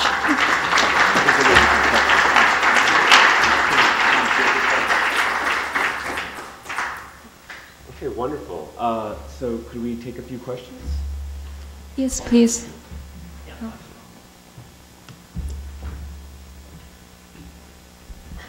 Thank you very much. I was in Beijing for 2 months for the Olympics and the Paralympics. My question is this. A low-carbon lifestyle is something that is gaining a great deal of attention. Is there any thought in China to this low-carbon manufacturing, and is that being incorporated into building materials when they're produced? And if I could follow up to the moderator, could you please tell me what the name of the UNEP book is? It's very important in the UN system to know specifically the title of the document. I'll allow Professor Ren to... answer first. Okay, so very briefly, there are many policies, but also there's a large amount of government subsidies for the sector you mentioned, low carbon manufacturing of building materials. So, so the short answer is yes, definitely. There's a lot of sponsorship support from the government. Oh, sure. It is keeping track of our changing environment from Rio to Rio plus 20. More questions? Yes, ma'am. Thank you. You've talked about green and high-performance building as spectacle, and you've made a compelling case for it, and then compared it to the lack of dissemination of energy efficient or green building at the more popular scale. But my question is the following. Do you see it as a worthwhile enterprise and a necessary enterprise for China to spread green building practices and techniques, or do you think that it's not worth the time and effort? I think it's definitely worth the effort, but the problem right now is only the most powerful companies can afford green buildings. I think that's maybe also true in the United States. So green has to be affordable for not the most high-profile projects. And the LEED certification is not totally a bad thing, because until a few years ago, almost no developers even knew about similar certificates. So it's there's a buzz in the cities in China, but it's still very much in the beginning. That's what I think. So, but does that mean that the tax incentives that you spoke of and so forth aren't properly incentivizing sort of what you would call ordinary development, that it's only incentivizing the spectacular development? Is there a distinction there in terms of how those programs are working? I think most of the subsidies go into the big projects because the evaluation process is very expensive. So for like school building projects in Sichuan, these earthquake areas, they don't have the technical expertise, but also financial resources to get clearance to qualify for subsidies. Sir?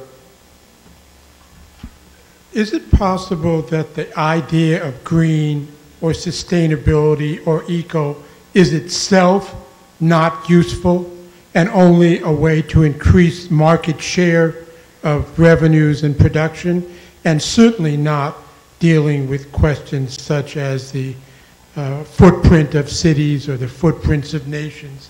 And it's really green because it reflects more dollars, not because it has anything to do with greater balance between human society and the environment?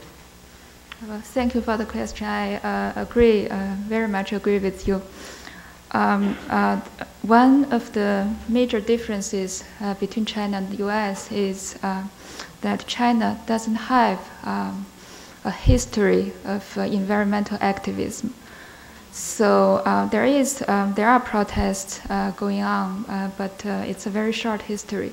So to go back to your question, most of the green initiatives in China taking place right now are very much market-oriented. So it's green capitalism in the making.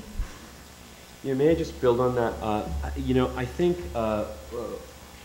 if you look at the U.S. example, what's fairly clear is that a LEED Platinum office building that's built as a suburban office park is far less green than a 1930s building sitting on Wall Street because of the numbers of people that have to drive to it. And so I believe that it's fairly clear that that is a marketing exercise. But that said, and part of why I wanted to point out the UN report is I think there's a middle ground in that condition. So I think one of the greenest things that's happening in China, for instance, is Shanghai is building 200 kilometers of subway line by 2020. And this is why I think this question of whether not sort of spectacular developers like Soho, but the developers who are building 20, 30-story buildings can build green buildings close to that transit node, right? Because I think you have to do both. I think it's a question of building density around transportation, but then layering actual green practices into those buildings. I think both of those things become ultimately required, if I may. Yes. So maybe one more question, Ms. Ma'am? Thank you.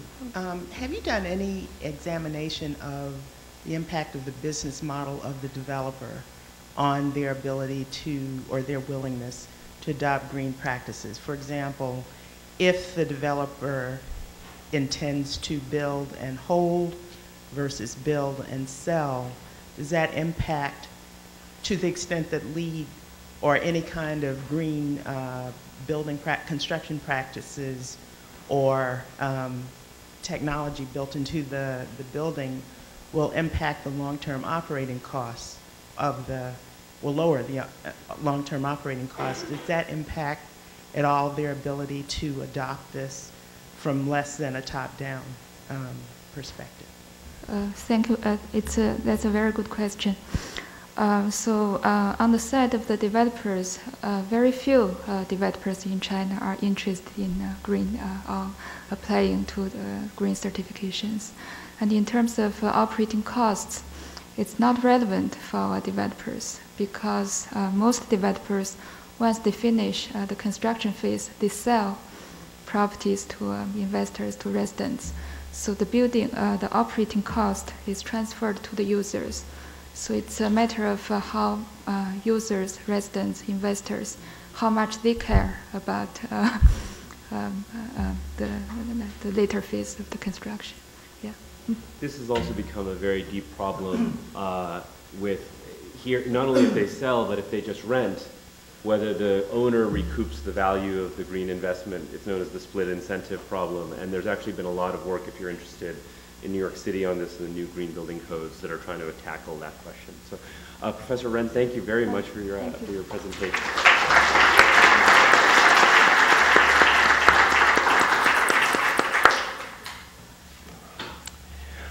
Okay, our next presenter is Parag Khanna.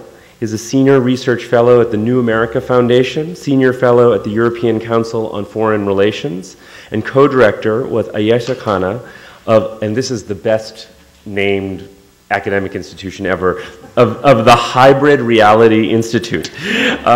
He has served in the Foreign Policy Advisory Group to the Obama presidential campaign and senior geopolitical advisor to the United States Special Operations Forces in Iraq and Afghanistan, a past global governance fellow at the Brookings Institution. He has worked at the World Economic Forum at the Council on Foreign Relations.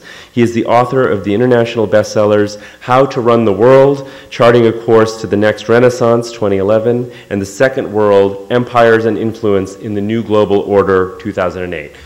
Professor Khanna. Thank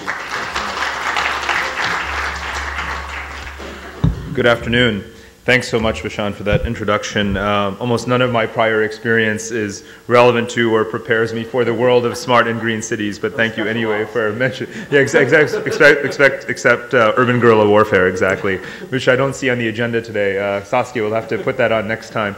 And thank you, Saskia, for inviting us here. You've curated this extremely well, and there's already been so much insight and complementarity in the presentations. And unfortunately, Ayesha can't be here today due to prior commitments in London. She sends her regrets. But let me channel her now as we move into to this part of the conversation about this, whether supercities can be green, smart, or both at the same time. And that's really the question. We were intrigued even by the framing of the session and of the topic. Why is it that people talk about smart cities or eco-cities or not both at the same time? And what does that tell us about some of the practices underway, or even just the psychological frames that are motivating people? And I think Professor Ren's presentation was so excellent in some of the questions as well, in calling into doubt some of the short-termism that is governing these developments today. So can we have a great city that is both smart and green, and what more might it take to make a great city? This is an image, when it comes to discussing eco-cities in China, an image that is of Tianjin Eco-City, a place we had the opportunity to visit just 2 months ago. And it indeed was quite bucolic. It looks nothing like this at the moment. And of course, one of the subtexts today is that is the question that Saskia raised this morning is, are we going to move from PowerPoint to reality? And if so, with how many of these projects? Tianjin, though, is off to a decent start. In terms of the sort of the development that's happening there. What's interesting about it in terms of its eco-city or prioritization is that it does seek to minimize the required inputs of energy, food, and water, and minimizing the outputs of carbon emissions, air pollution, and so forth, and trying to do so in a relatively low-cost way, and therefore to serve as something of a template for other such projects around China to follow. There isn't the ambition to have LEED certified buildings, for example, because of cost, because of standards issues, and so on, and I think that's something that's worth discussing further. In other words, it's an eco-city but done the Chinese way, and as I think we've already hinted at this morning and can continue to discuss, there is, as with all other aspects of studying China, whether it comes to their diplomacy or their governance and so forth, they're bound to find a Chinese way that confounds us to some degree. So it is eco, it intends to be, but it's not necessarily high tech because it's lacking those very expensive types of techniques used elsewhere. And indeed, if China does want to have, and has announced over 100, by various estimates, somewhere between 100 and 170 eco projects in the coming years, it's going to require something of that alternative path. The National Development and Reform Commission in China has itself committed to 5 such projects in 8 cities, but yet there are many, many more because of the phenomenon that Professor Ren mentioned, which is the sort of status inflation and desire to be named and recognized and designated as such, even if it doesn't meet certain criteria. And then the other kind of city that we're also talking about, the smart city. And here, smart cities project themselves as being systems of systems that can be optimized via technology. Here you see a photo of Cisco's ceremony with the Chengdu municipal government to establish the Tianfu smart city, and that's part of Cisco's Smart and Connected Communities package. Here, the language is all about optimization of technology, sort of a living Internet of Things, and it seems to focus less on the role of the citizen, the individual, and more on the technology. And it runs the risk of steering us in a direction of kind of lifeless technology parks. It's not to say that a smart city wouldn't be a great thing, but a lot of the lingo around it smacks of being a bit artificial to us. And I think that's something we're going to try and resolve in the course of this discussion.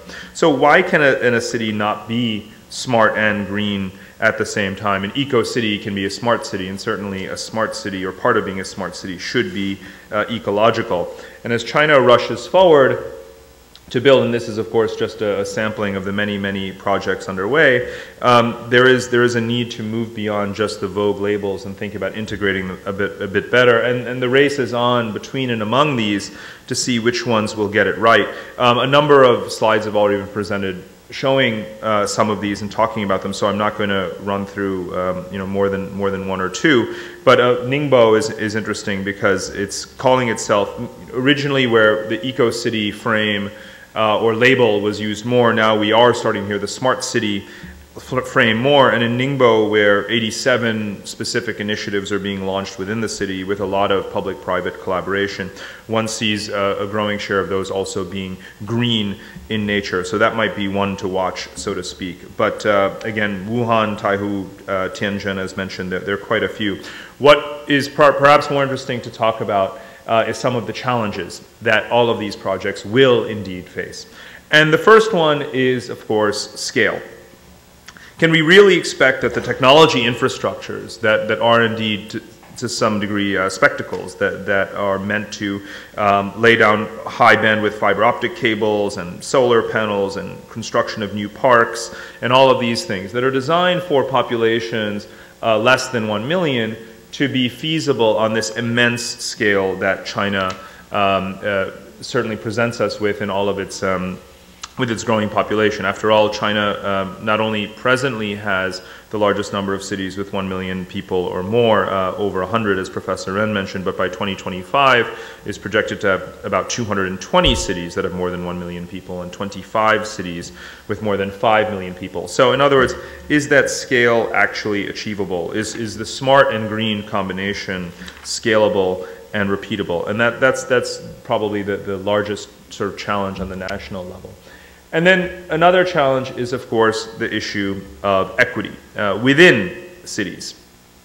There's been a lot more reportage, and I think we're lucky if we're not living in China right now, where we have more exposure to those internal debates that are going on, which are exposing a lot of the, what people call the plight of the urban poor for sure, and some of the bullying practices that one actually sees in terms of demolition of shanty towns or the construction of new developments and things like this, and where that intersects with the new debate about the rights of peoples and migrants in cities and so forth. And it's forcing China into really adapting and modernizing some of its governance. So we don't see in this issue of equity, we don't see the rights of peoples and the smart agenda or the green agenda ever really intersecting with the question of slums, even though so much of our conversation already has been about the immense volume of poor migration into cities. So how are we going to achieve these visions unless we deal with this question of equity?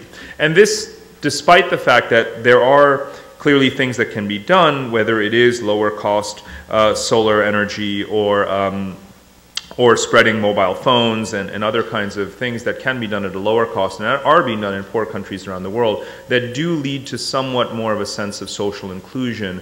One doesn't see those things being programmatically integrated into the conversation in China around how to make urbanization happen in a smarter way. The second part of the equity problem is this issue of the sort of floating population. This has been discussed quite a bit this morning in the first panel, so I won't go into it that much, but we are seeing that again, rather than an approach that says how do we bring above board these communities, something that's happening in favelas in Brazil and other areas.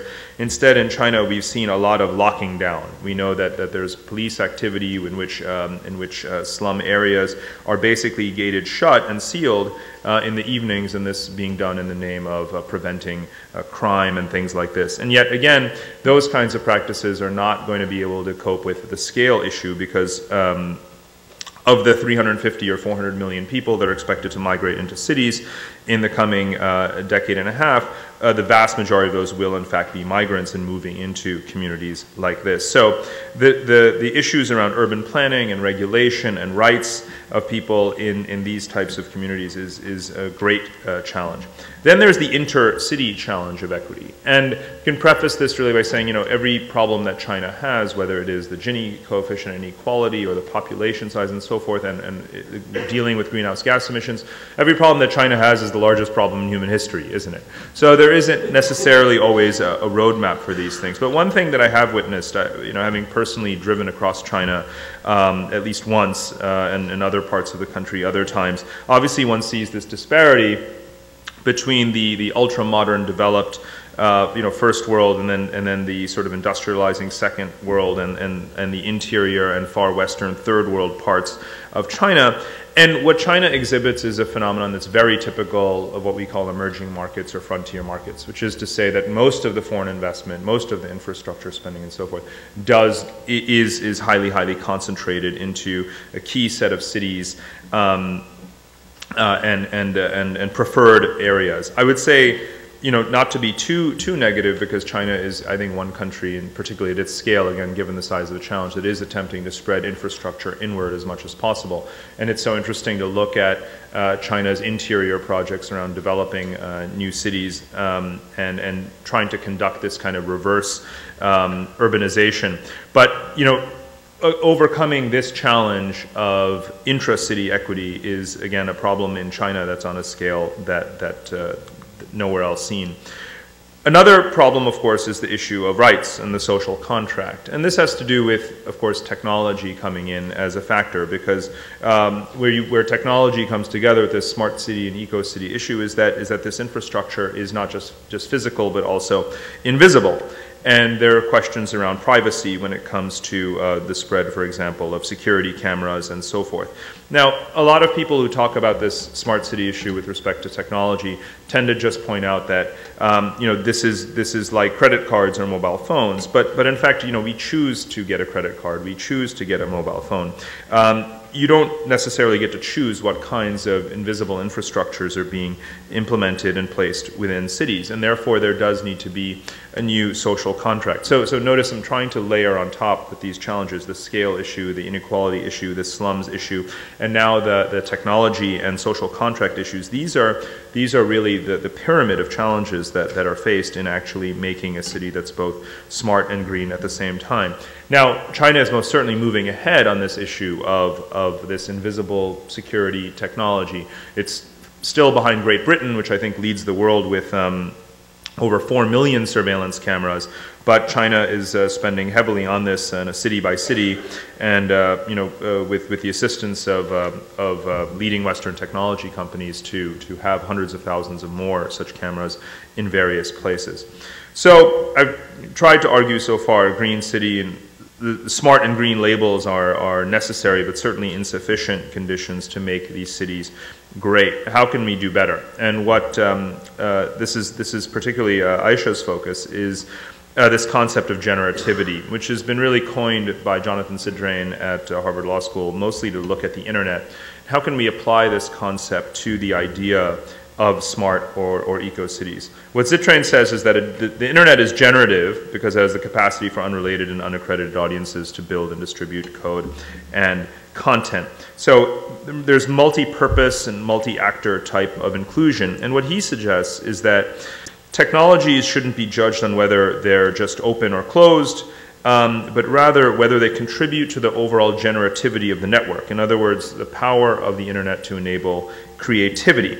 Now, how would we apply that to the concept of the city? Because a city is not the internet, it's something much more. With the internet, yes, it's peer-to-peer, and it can be prosumer, linking producers and consumers, but in a city we have citizens, or citizens, as people increasingly say, and not just producers and consumers. And as well as citizens, we have certain responsibilities, which is not necessarily the case with the internet. So to import this idea of generativity, in other words, an enabling kernel for creativity, we have to also think about responsibilities.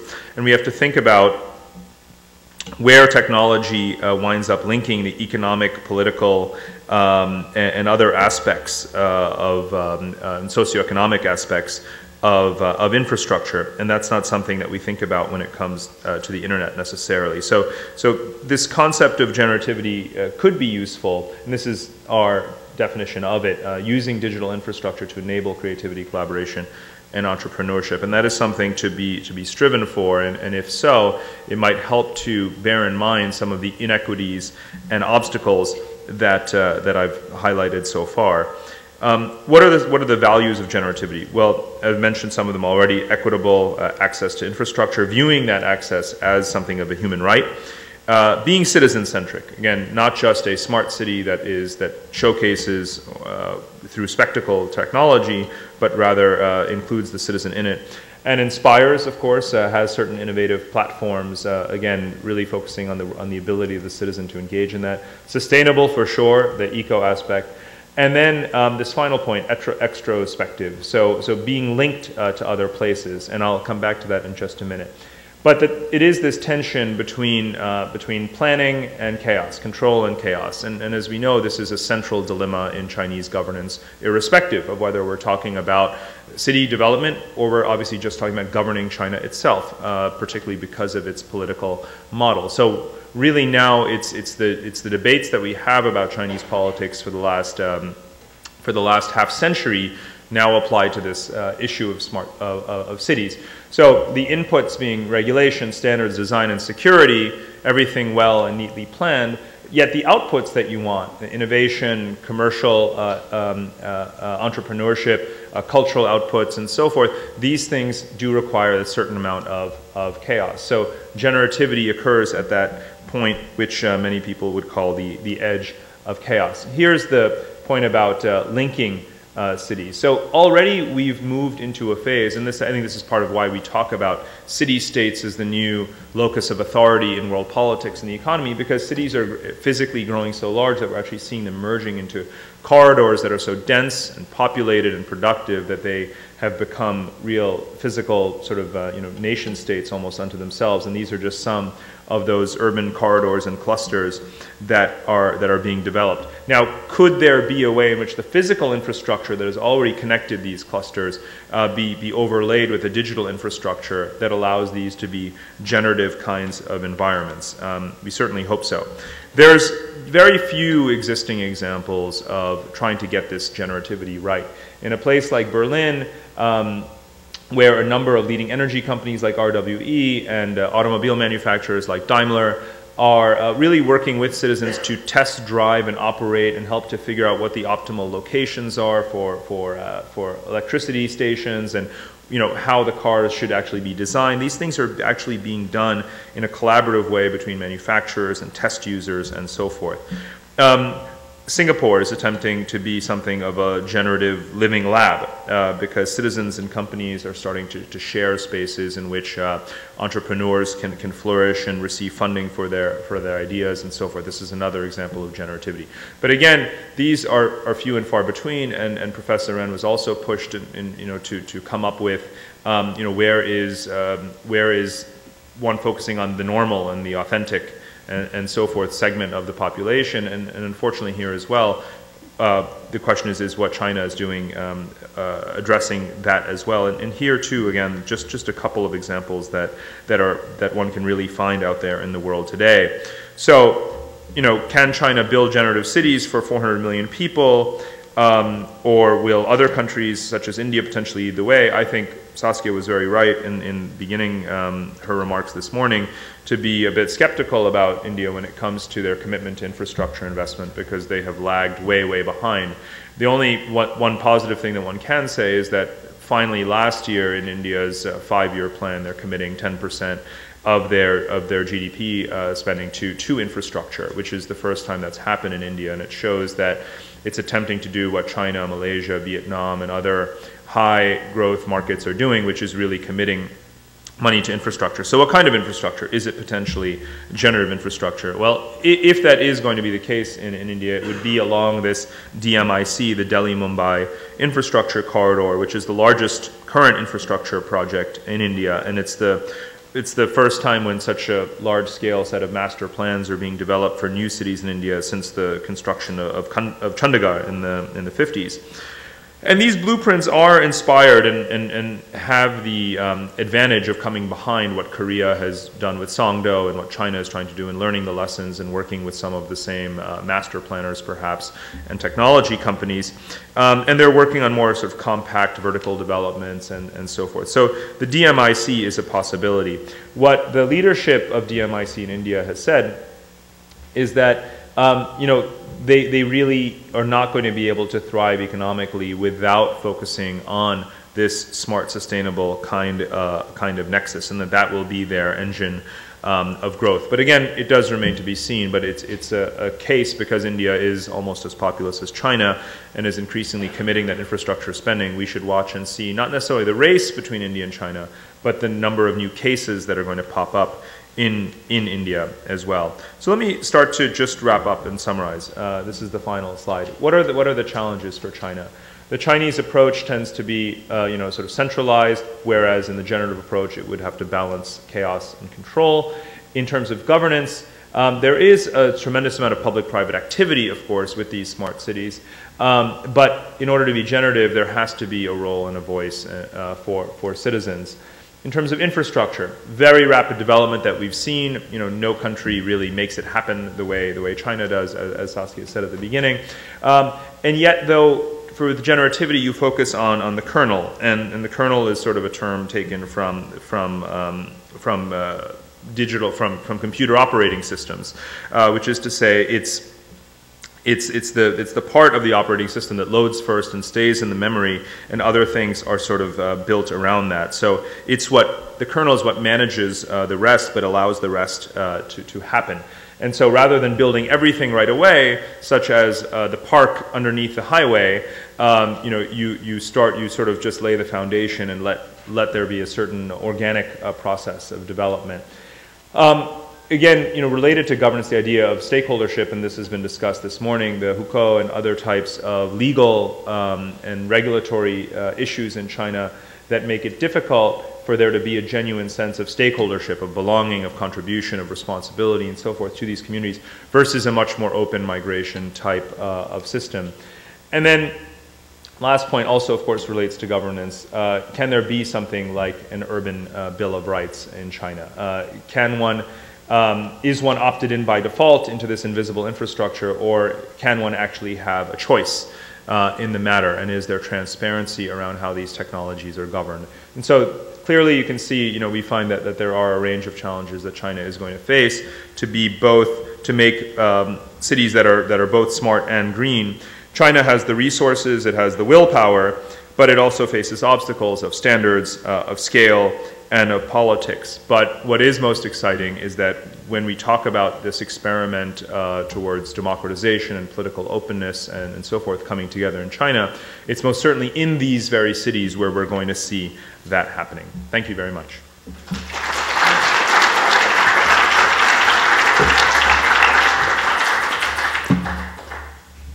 was wonderful. Great. Thank you. Some questions. Sir.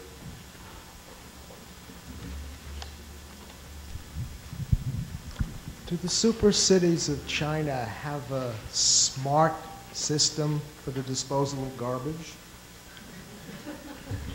Others might be well placed to answer that question. Well, for one thing, I don't think one can generalize in the sense that you see a lot of differentiation in how these things are managed. Of course, things like large-scale recycling and other things are only happening in wealthier areas. Right now, China is not using some of its arable land well, not only because it's been industrializing over it, but of course there's been a lot of wastage and sort of the garbage disposal that you're talking about happening and eating up land that could be better used for other things. So I think China is only learning on a case-by-case basis. Are there examples in Hutong villages in China, in Beijing, for example, where there's recycling going on? Yes, but that's sort of small scale. So whereas I think the smart city meme has clearly traveled very quickly at a top level of officials and developers and those who can profit from it, this lower level meme of techniques by which waste disposal can be done, perhaps more efficiently, probably hasn't spread as fast as it should. Maybe if there were incentives for that to, for there to be more government support or financing for these kinds of schemes, one could see that spread faster. Yeah, smart cities in the United States have taken generations and generations, 20 or 30 years, mostly, smart regions, like in California and around Boston. And it's been through, corporate development to a very great extent. I mean, through the corporations and the interdisciplinary work they've had, like in California with Stanford and the various universities around Boston. What shape are the corporations in China in to be able to adapt or incorporate some of these, some technologies so, it can contribute to competition, with the other global corporations and things like that? Well, it's a great question. I was on a Singapore Airlines flight yesterday, and I was shocked to open up the magazine, in-flight magazine, and see an ad for Huawei telepresence. Because that's, of course, Cisco telepresence technology, but as all Chinese firms do in their collaboration with or in their interface with Western companies, they do borrow, to put it kindly, Western technologies, adapt them and make them their own, and then wind up commercializing and attempting to localize them and adapt them to their own markets and gain that commercial edge. They do it with automobiles, they do it with semiconductors, they do it with chips, they do it in every conceivable industry imaginable. So I can well imagine that, and there are already, and I have some of the names here, we can maybe discuss it offline, but some major Chinese corporations, none of which quite frankly, most people have ever heard of, are in fact very active in these very projects. It's not just Cisco and IBM. These things can now carry forth to a large degree. I don't want to overstate the case, but others in the room, may be able to comment on this. But I would say that the Chinese technology companies have tried to ramp up to the level of quality that, in terms of just the raw technologies that they possess, that they could more or less start to and will start to displace the flagship Western contractors in any number of these areas and projects. I think Parag's also sort of warning us about the sort of definition of this word smart city, right? In the sense that Cisco and IBM have really co-opted this term in the notion that it's a value neutral proposition about making stoplights run better or sewage systems run better. But actually, I think this notion that a smart city is one that balances control versus chaos is a far richer kind of definition and actually gets to a much greater point than whether systems are simply working at sort of peak efficiency. So I think we have at least one more question back there. Yeah, you in your chart you draw the contrast between the Chinese approach of centralized control, but to me it seems like there isn't that much centralized control, or not as much as the government would want, with local governments not listening to provincial governments, not listening to the central government. So I feel like there is I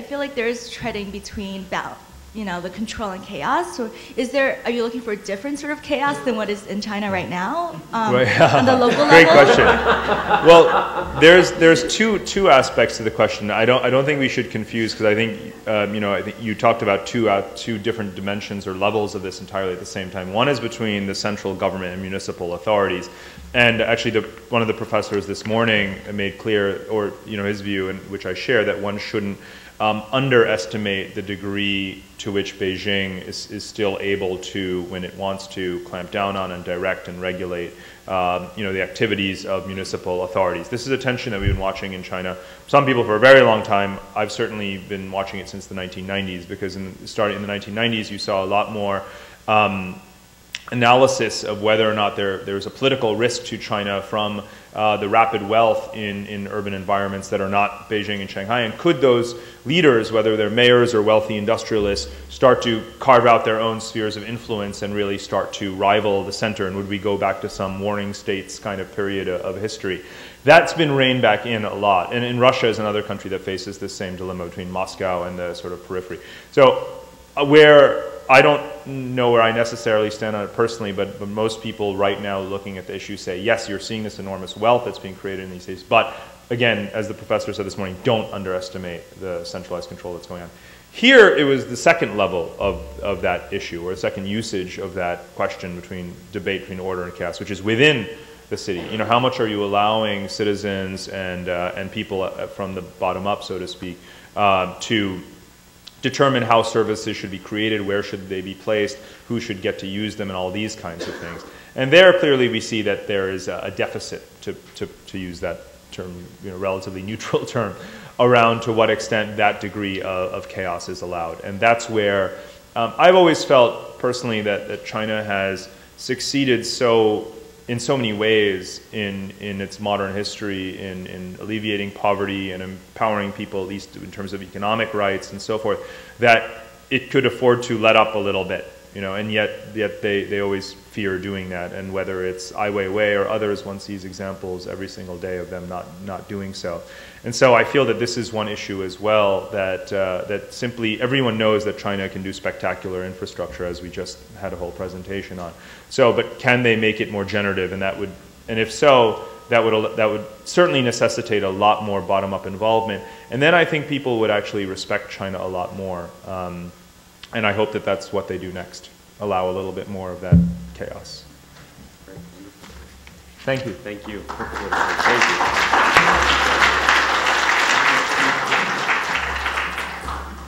It is my great pleasure to introduce our third and final presenter, and a friend and colleague of mine dating back, I think, 15 years now. Craig Hartman is a design partner for Skidmore, Owings, and Merrill. His work with SOM ranges from entire urban districts to singular works of architecture, each acknowledging issues of place, environment, culture, and history. Craig's work has been recognized with over 120 awards for design, including 8 National AIA Honor Awards and 3 Gold lead certifications and AIA Awards for environmental sustainability. In 2001, Craig became the youngest recipient of the AIA California's Maybeck Award, recognizing lifetime achievement in architecture. Craig Hartman.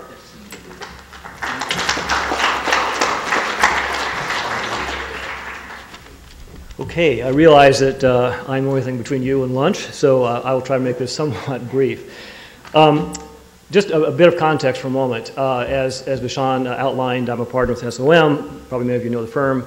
I'm based in San Francisco. We have, over the last 20 years, 15 years, 18 years, developed our practice in a way that's focused on the Pacific Rim, from San Francisco, it makes sense, and especially between, of course, the West Coast United States and Asia. And in that context, in this current context, China especially. Because of a long-term historic cultural relationship between China and San Francisco, we have specifically tried to develop a practice that tries to deeply understand the culture of this place. We have about 30% of our staff speak Mandarin, for example, and many are actually graduates of universities like Tongji in Shanghai or Guangdong University in Guangzhou and so forth as part of our practice. And we see this as a very much reciprocal set of ideas that we are practicing between San Francisco and China. As Saskia pointed out this morning, there is a heuristic relationship, I think, in some ways. That things we're learning in China, we're implementing in, believe it or not, in San Francisco and vice versa. So I'm speaking to you as an architect, and what I'm going to show you are things that we are currently doing based on what we currently have at our disposal, technology and materials.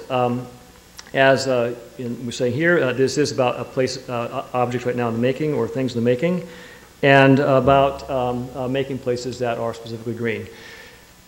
We are, and I think today, any architect has to be focused on the city. The city is, of course, as Louis Mumford would suggest, we're the great citadels of culture. And today, of course, we see this not only as a question of culture, but also in the question of how do we deal with this extraordinary growth in population of the world, and how do we, at the same time, continue in this world of globalization to make cities that, in fact, represent the richness of the culture of the world that we've known and experienced throughout history.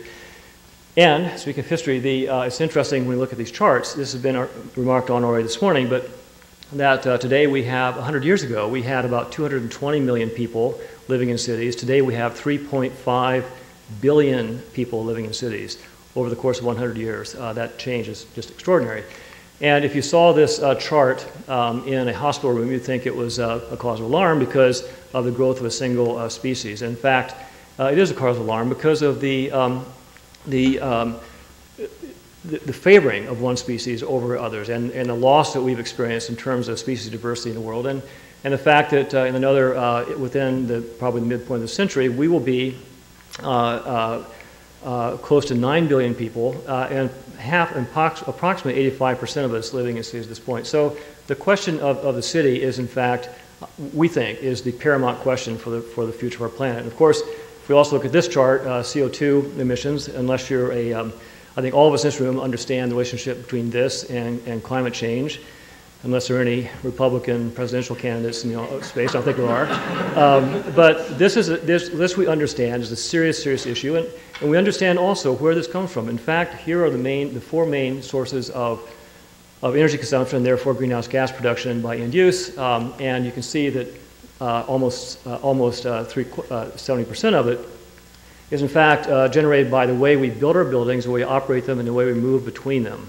So patterns of human settlement are absolutely critical if we're going to make a place that in fact deals with this question of resource depletion in the world. And these photographs by Edward Bertansky, of course, is very beautiful but also very frightening. And when we think about the implications of our resource depletion, and we think about what we've generated as a result of this.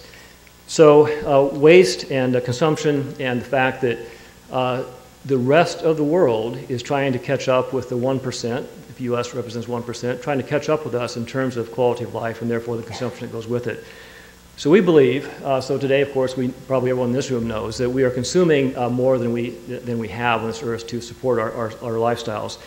And I honestly believe that it is possible through globalization of cities, through the making of megacities, through the network technologies that even beyond what we just saw in terms of smart cities, but really being able to visualize and understand the vectors of the natural and urban ecologies and what that means in terms of emergent theory and the sort of the control, if you will, of chaos, and how we can wrap that together through integrated design to make places that perhaps will begin to address this question of resources. And these two land masses, of course, are the same in size, and these two land masses and the actions within them will in this century generate and determine, without question, the future of the planet.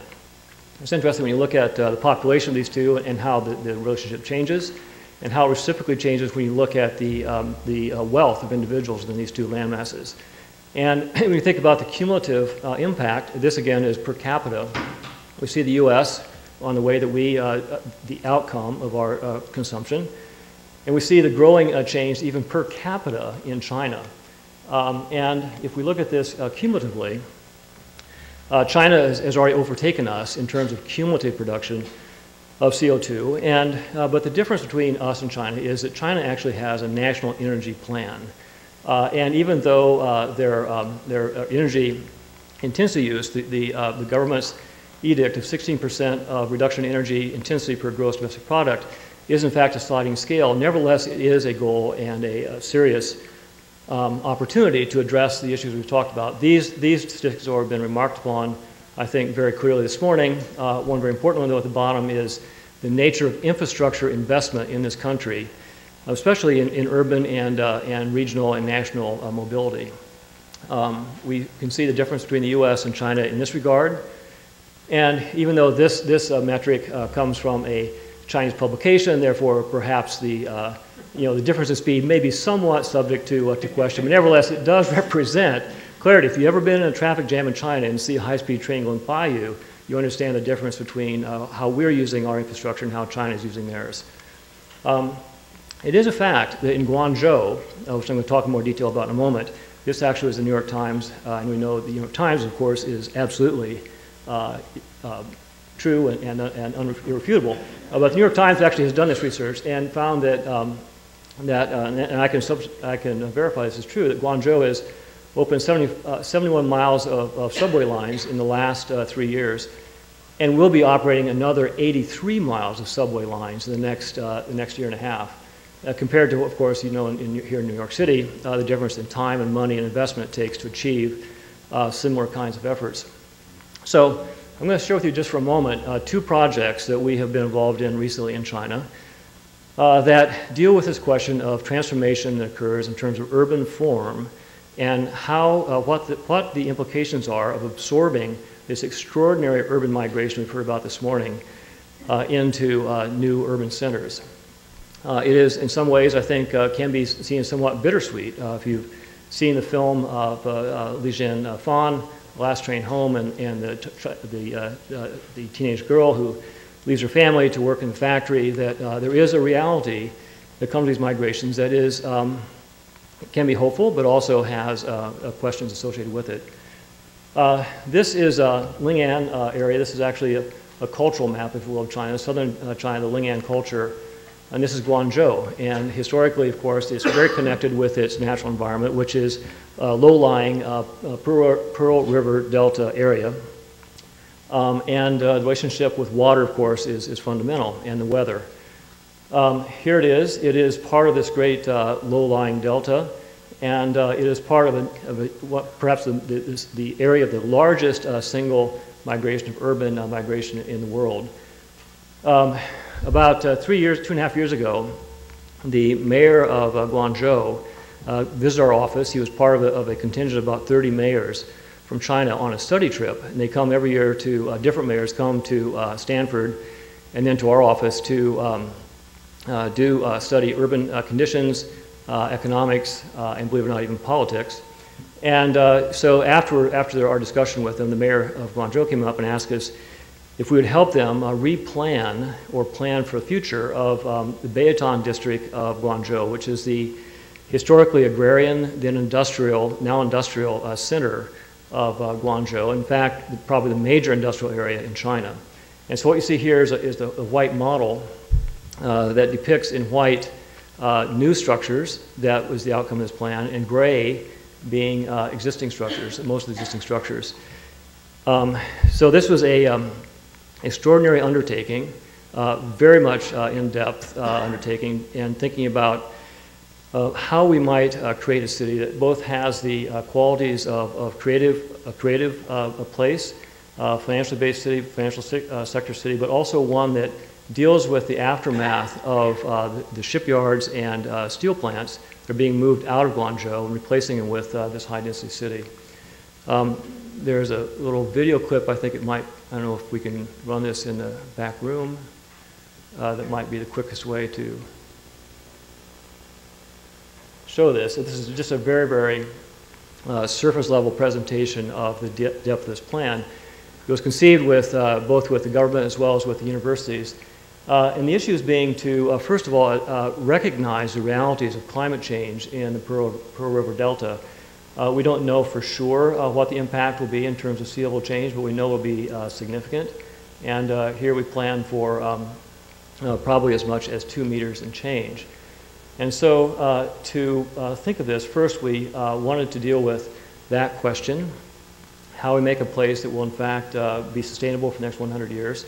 We began not with technology, but with connecting central ecological systems that exist in this place.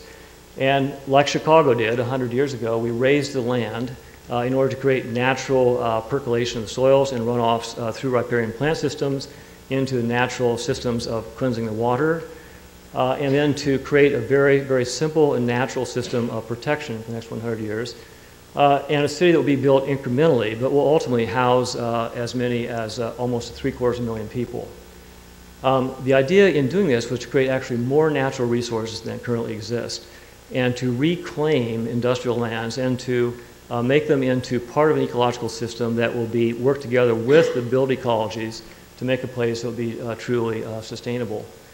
We've done a lot of engineering and testing on this, and actually the statistics are pretty remarkable, both in terms of the population it will house, but also the approach to transit and weaving this together with these systems.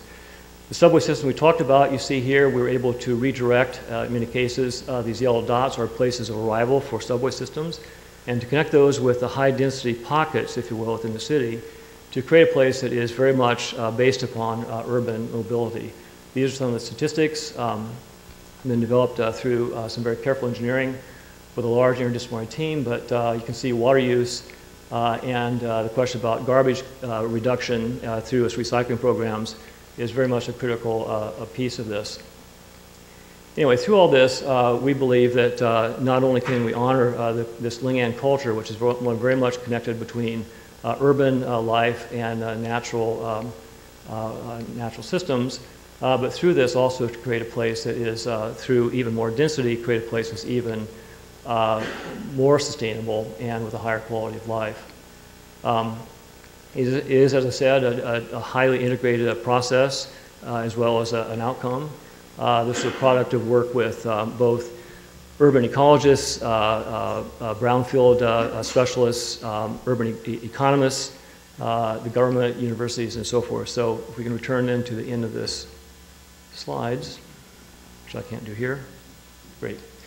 So with this, there are really interesting opportunities to think of architectural form as well in ways that will bring density as well as a higher quality of life into these compact urban environments. This is actually taking one of the conference centers, which usually be an urban block on the earth, and raising it up to create a place that's wind encourages actually prevailing breezes through it and protects from the rain, which is daily activity in Guangzhou, and thinking about new forms of residential high density in which new forms of porosity and green space can be developed vertically within these structures, and using computational devices, computational design, and parametric modeling to understand really very simple natural systems and how they can apply to more fluid forms of architecture and design that will result in much greater higher efficiency buildings and buildings that consume much less resource. This is China, of course, is a high seismic zone country. We developed this system, which is a steel joint that operates like your shoulder joint. It moves in the event of an earthquake and allows the building to deform and then return to its point of stasis. We've worked with Stanford University in actually achieving patent on this project. Finally, it's very interesting. I think that the question about Chinese governmental intervention and in green cities and top-down questions, I think one can question this, but certainly I think is resulting in some effective examples of positive new ideas. This is the repurposing of the old Shanghai airport, and it's being made now into to be the largest multimodal transportation hub in the world, 1 million passengers a day. They will come through this through subways, through high-speed rail, as well as through the airport itself. Working with a private investor, the idea is that the government wants to create a low-carbon neighborhood as part of this. Working with a private investor, we've developed a system that essentially creates or generates additional open space beyond what currently exists in the natural environment. We've actually made this living roof system, which is combines all the buildings together, residential, hotels, office, and retail, into a system that holistically creates a new set of public spaces, but also, very importantly, creates a new urban lung. It is comprised of the ground level, a very permeable ground level of bamboo and retail at the base. Incorporates some other innovations that we've been developing recently, including this use of hydroponic plants. We found that this system of actually using roots as opposed to leaves to cleanse the air improves the capacity to clean air by about 200% to 300%. So we're using this on a very, very major scale here to create air quality controls for central plants in this development, and to use water in ways that, in fact, help to both retain water on the site as well as create water quality through riparian plant materials. And finally, the roof itself becomes a new public space that is used as even for urban agriculture as part of the idea. And finally, structurally, again, looking at ideas that can begin to deal with some of our waste problems. We hope this is only a temporary issue, but we found that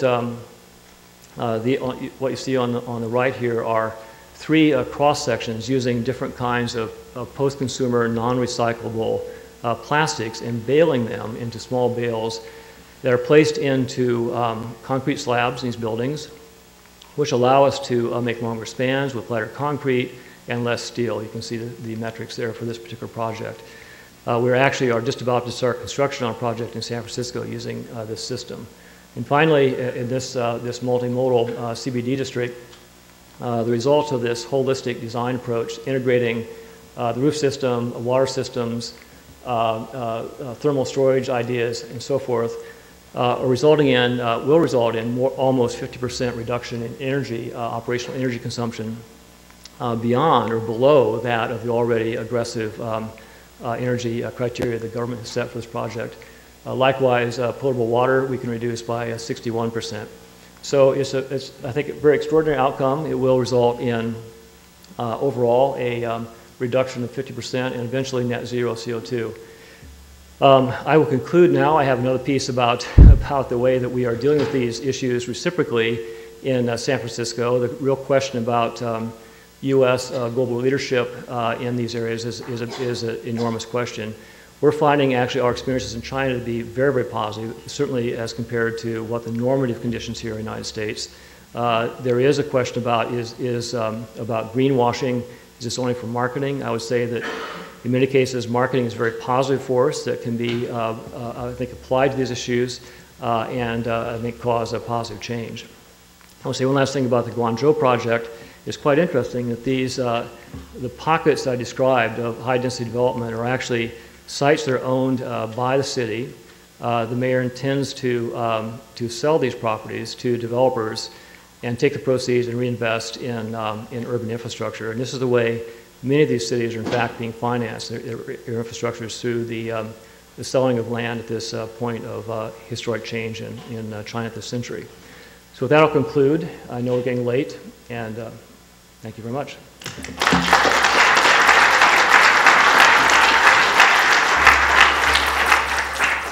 Thanks very much. We're running a little late, but maybe one or two questions, sir.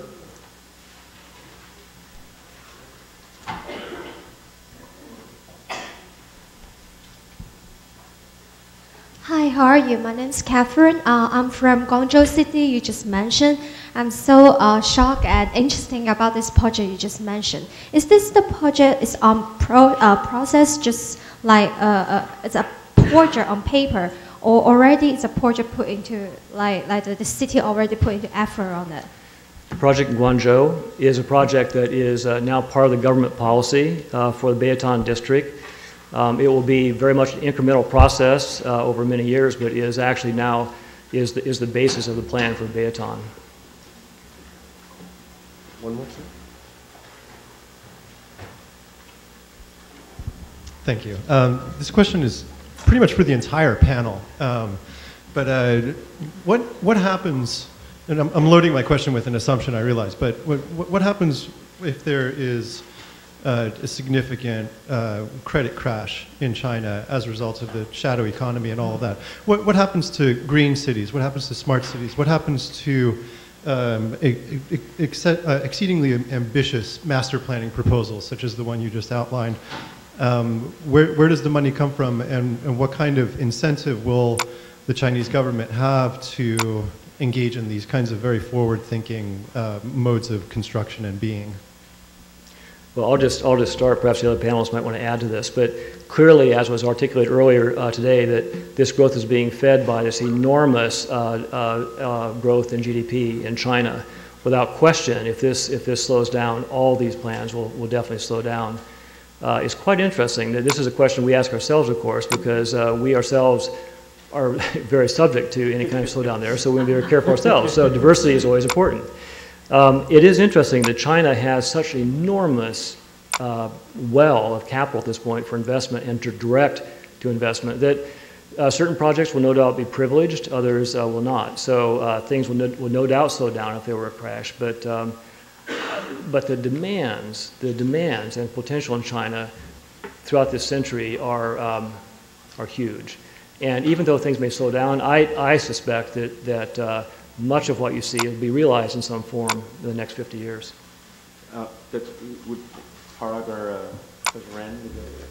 I think that's very true. Just look at the case of Masdar City in Abu Dhabi, again, another country that has enormous wealth of resources and capital, but has chosen not to, fill in for the loss of investment that came from the outside after the financial crisis, and has let that project really shrink in terms of its overall ambition, even though it has the money. So it's not just the financial markets and credit, but also the political willpower, which is actually in that case diminished a little bit because of the real estate finance-driven model for that smart city.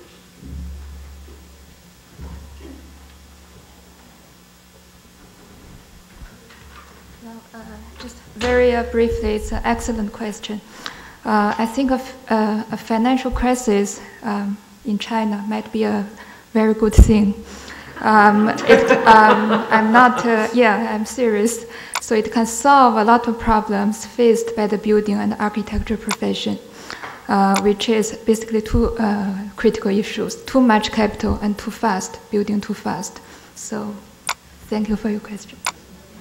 I would just add a slight counterpoint, because it is a very good question, is if you look at it comparatively with the United States, right, the Chinese government is actually managing this in a much, much more responsible way in terms of how they're dealing with housing prices, what's happening with second-tier cities. There is no mortgage deduction. There's no Fannie Mae and Freddie Mac screwing up the mortgage system in the country. And so it's interesting to look at it comparatively. So more questions for Craig? Yes. Hi, thank you for your presentation. I definitely appreciate all of the thought that your organization has put into integrating human lifestyle with ecology and all of that. I don't remember the name of the city that had the floodplain, but I was wondering if you could comment on how that plan fits into the internal migrations within China instead of the overall population growth of China, and if you could comment on that and the division of labor in the city and affordability or displacement within that locality, because you've used it as an example. Yes, I think you're referring to the Guangzhou project, the very large urban plan. So this is the reason for that plan, and by the way, there's no expectation that that's an instant plan. In fact, that would be the worst thing that could possibly happen. This is a 50 or 60-year plan of incremental growth, and simply the intentions were to create a framework to absorb this very, very large migration that is happening into Guangzhou. And by the way, among the many changes are, originally there were plans to have elevated freeways that would cut through it in order to have high-speed traffic. All these things were changed as a result of this plan. In terms of the question about the difference between the relatively impoverished people coming from the rural parts of the country into the urban areas is a huge, huge issue. And we saw in the beginning of the project that we did in Beijing that there were 10,000 workers in one site, and they were being housed in basically capsule, like environments on site, with the expectation that after the project was finished, they'd migrate on to somewhere else. And they're really treated very much like second-class citizens. It's an enormous, enormous social problem in China, and I certainly would not begin to venture, an answer for, a solution to that question.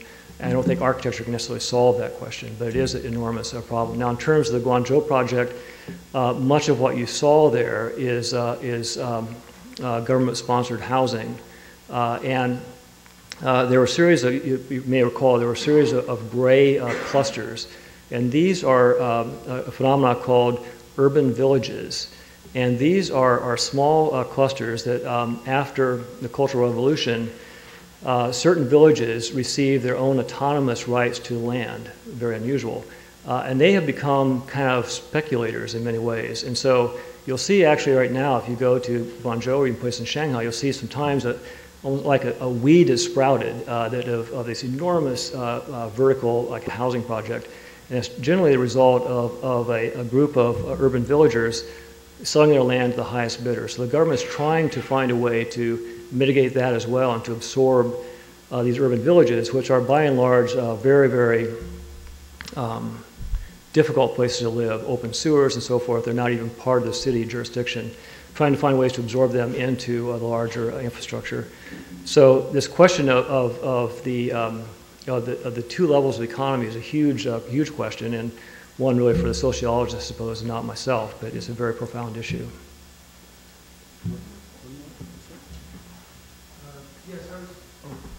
I was wondering, I think I generally got your picture of it all, but I was just wondering, why doesn't China go to their own architects, designers, and so forth?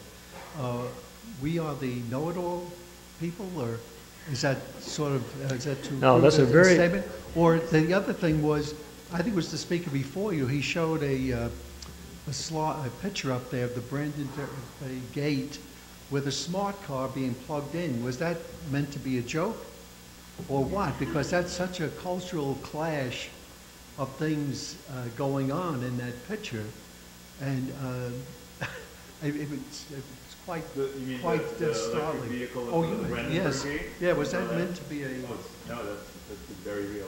No, I know it's real, but was it a criticism or what? Did I miss something? It should have been, as far as I'm concerned. In fact, in bringing up the Berlin and Singapore examples, we were highlighting that they do have these inclusive generative practices by which there's real users and citizens involved in the testing of these products and where they're located and so on. So that it was actually, there was no joke at all. But are you looking past the green? Are you looking past the green aspects of all of this? Are we all looking sort of still at culture and so forth? Because I mean, United States here, I mean, Washington D.C. looks like it does because you look so much towards Europe and the planning and so forth.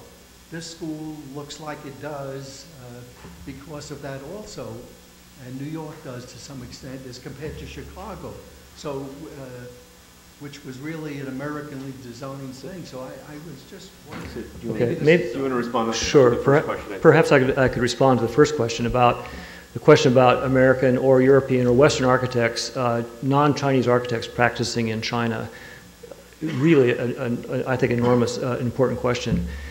The reason, there's a very simple reason for this, and this was that the architects of my generation were sent to, by Mao to the fields and to the coal mines and not allowed to practice their profession.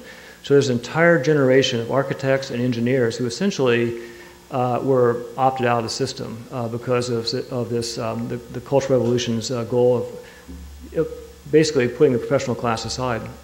That's changing very quickly.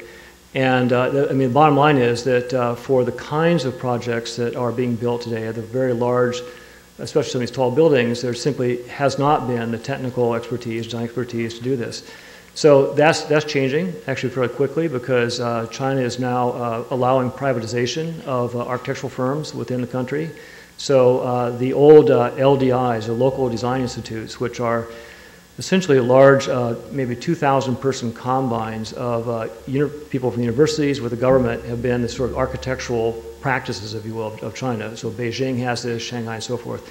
These are now beginning to fragment and break up into private practices, and they're adopting, I think, some of the most advanced design practices in the world. So I think this is changing fairly quickly. There is always the question of, though, in architecture at least, of this not being a prophet in your own land or a prophet in your own city. There's a sense that if you bring someone from the outside, there'll be a certain cachet to the projects. And I think that was the case with many of the projects that Professor Ren was showing this morning, was that issue. But in terms of the basic infrastructure of the country, I think it's very quickly becoming localized. It was wonderful. Thank you so much, Craig. I appreciate it very much. I would just... I want to thank very much all of the panelists, and I would leave you with sort of two quick thoughts, which is whether the project that Craig showed us at the end of Guangzhou, in the terms that Professor Ren discussed it, was whether that project was ordinary or spectacular. And I would proffer that in China, everything that is ordinary is spectacular. And so I very much appreciate that sort of close to it. The second thought I would just leave you with is, and to reinforce Craig's point a little bit about population, and I think it bears saying that China and to a certain degree India are constantly used as this foil in this population conversation. And there's a New Yorker article just a couple of weeks ago about this business of hitting our 7th billionth baby. And you know, it's fairly clear that if you look, if the world lived at New York City densities, and by that I don't mean Manhattan, I mean New York City, including Staten Island, that we could all fit in Texas, all 7 billion of us. That if the population caps at the end of the 21st century at 10 million people, we could all fit in Texas and New Mexico, so there'd be a red state and a blue state. And so I would just say that the urbanization point that's being made here is a critical point in terms of this, what has almost turned into a sort of panic level conversation about urban population. So thank you very much to the panel. It was great and very informative, and thank you, Saskia. All right.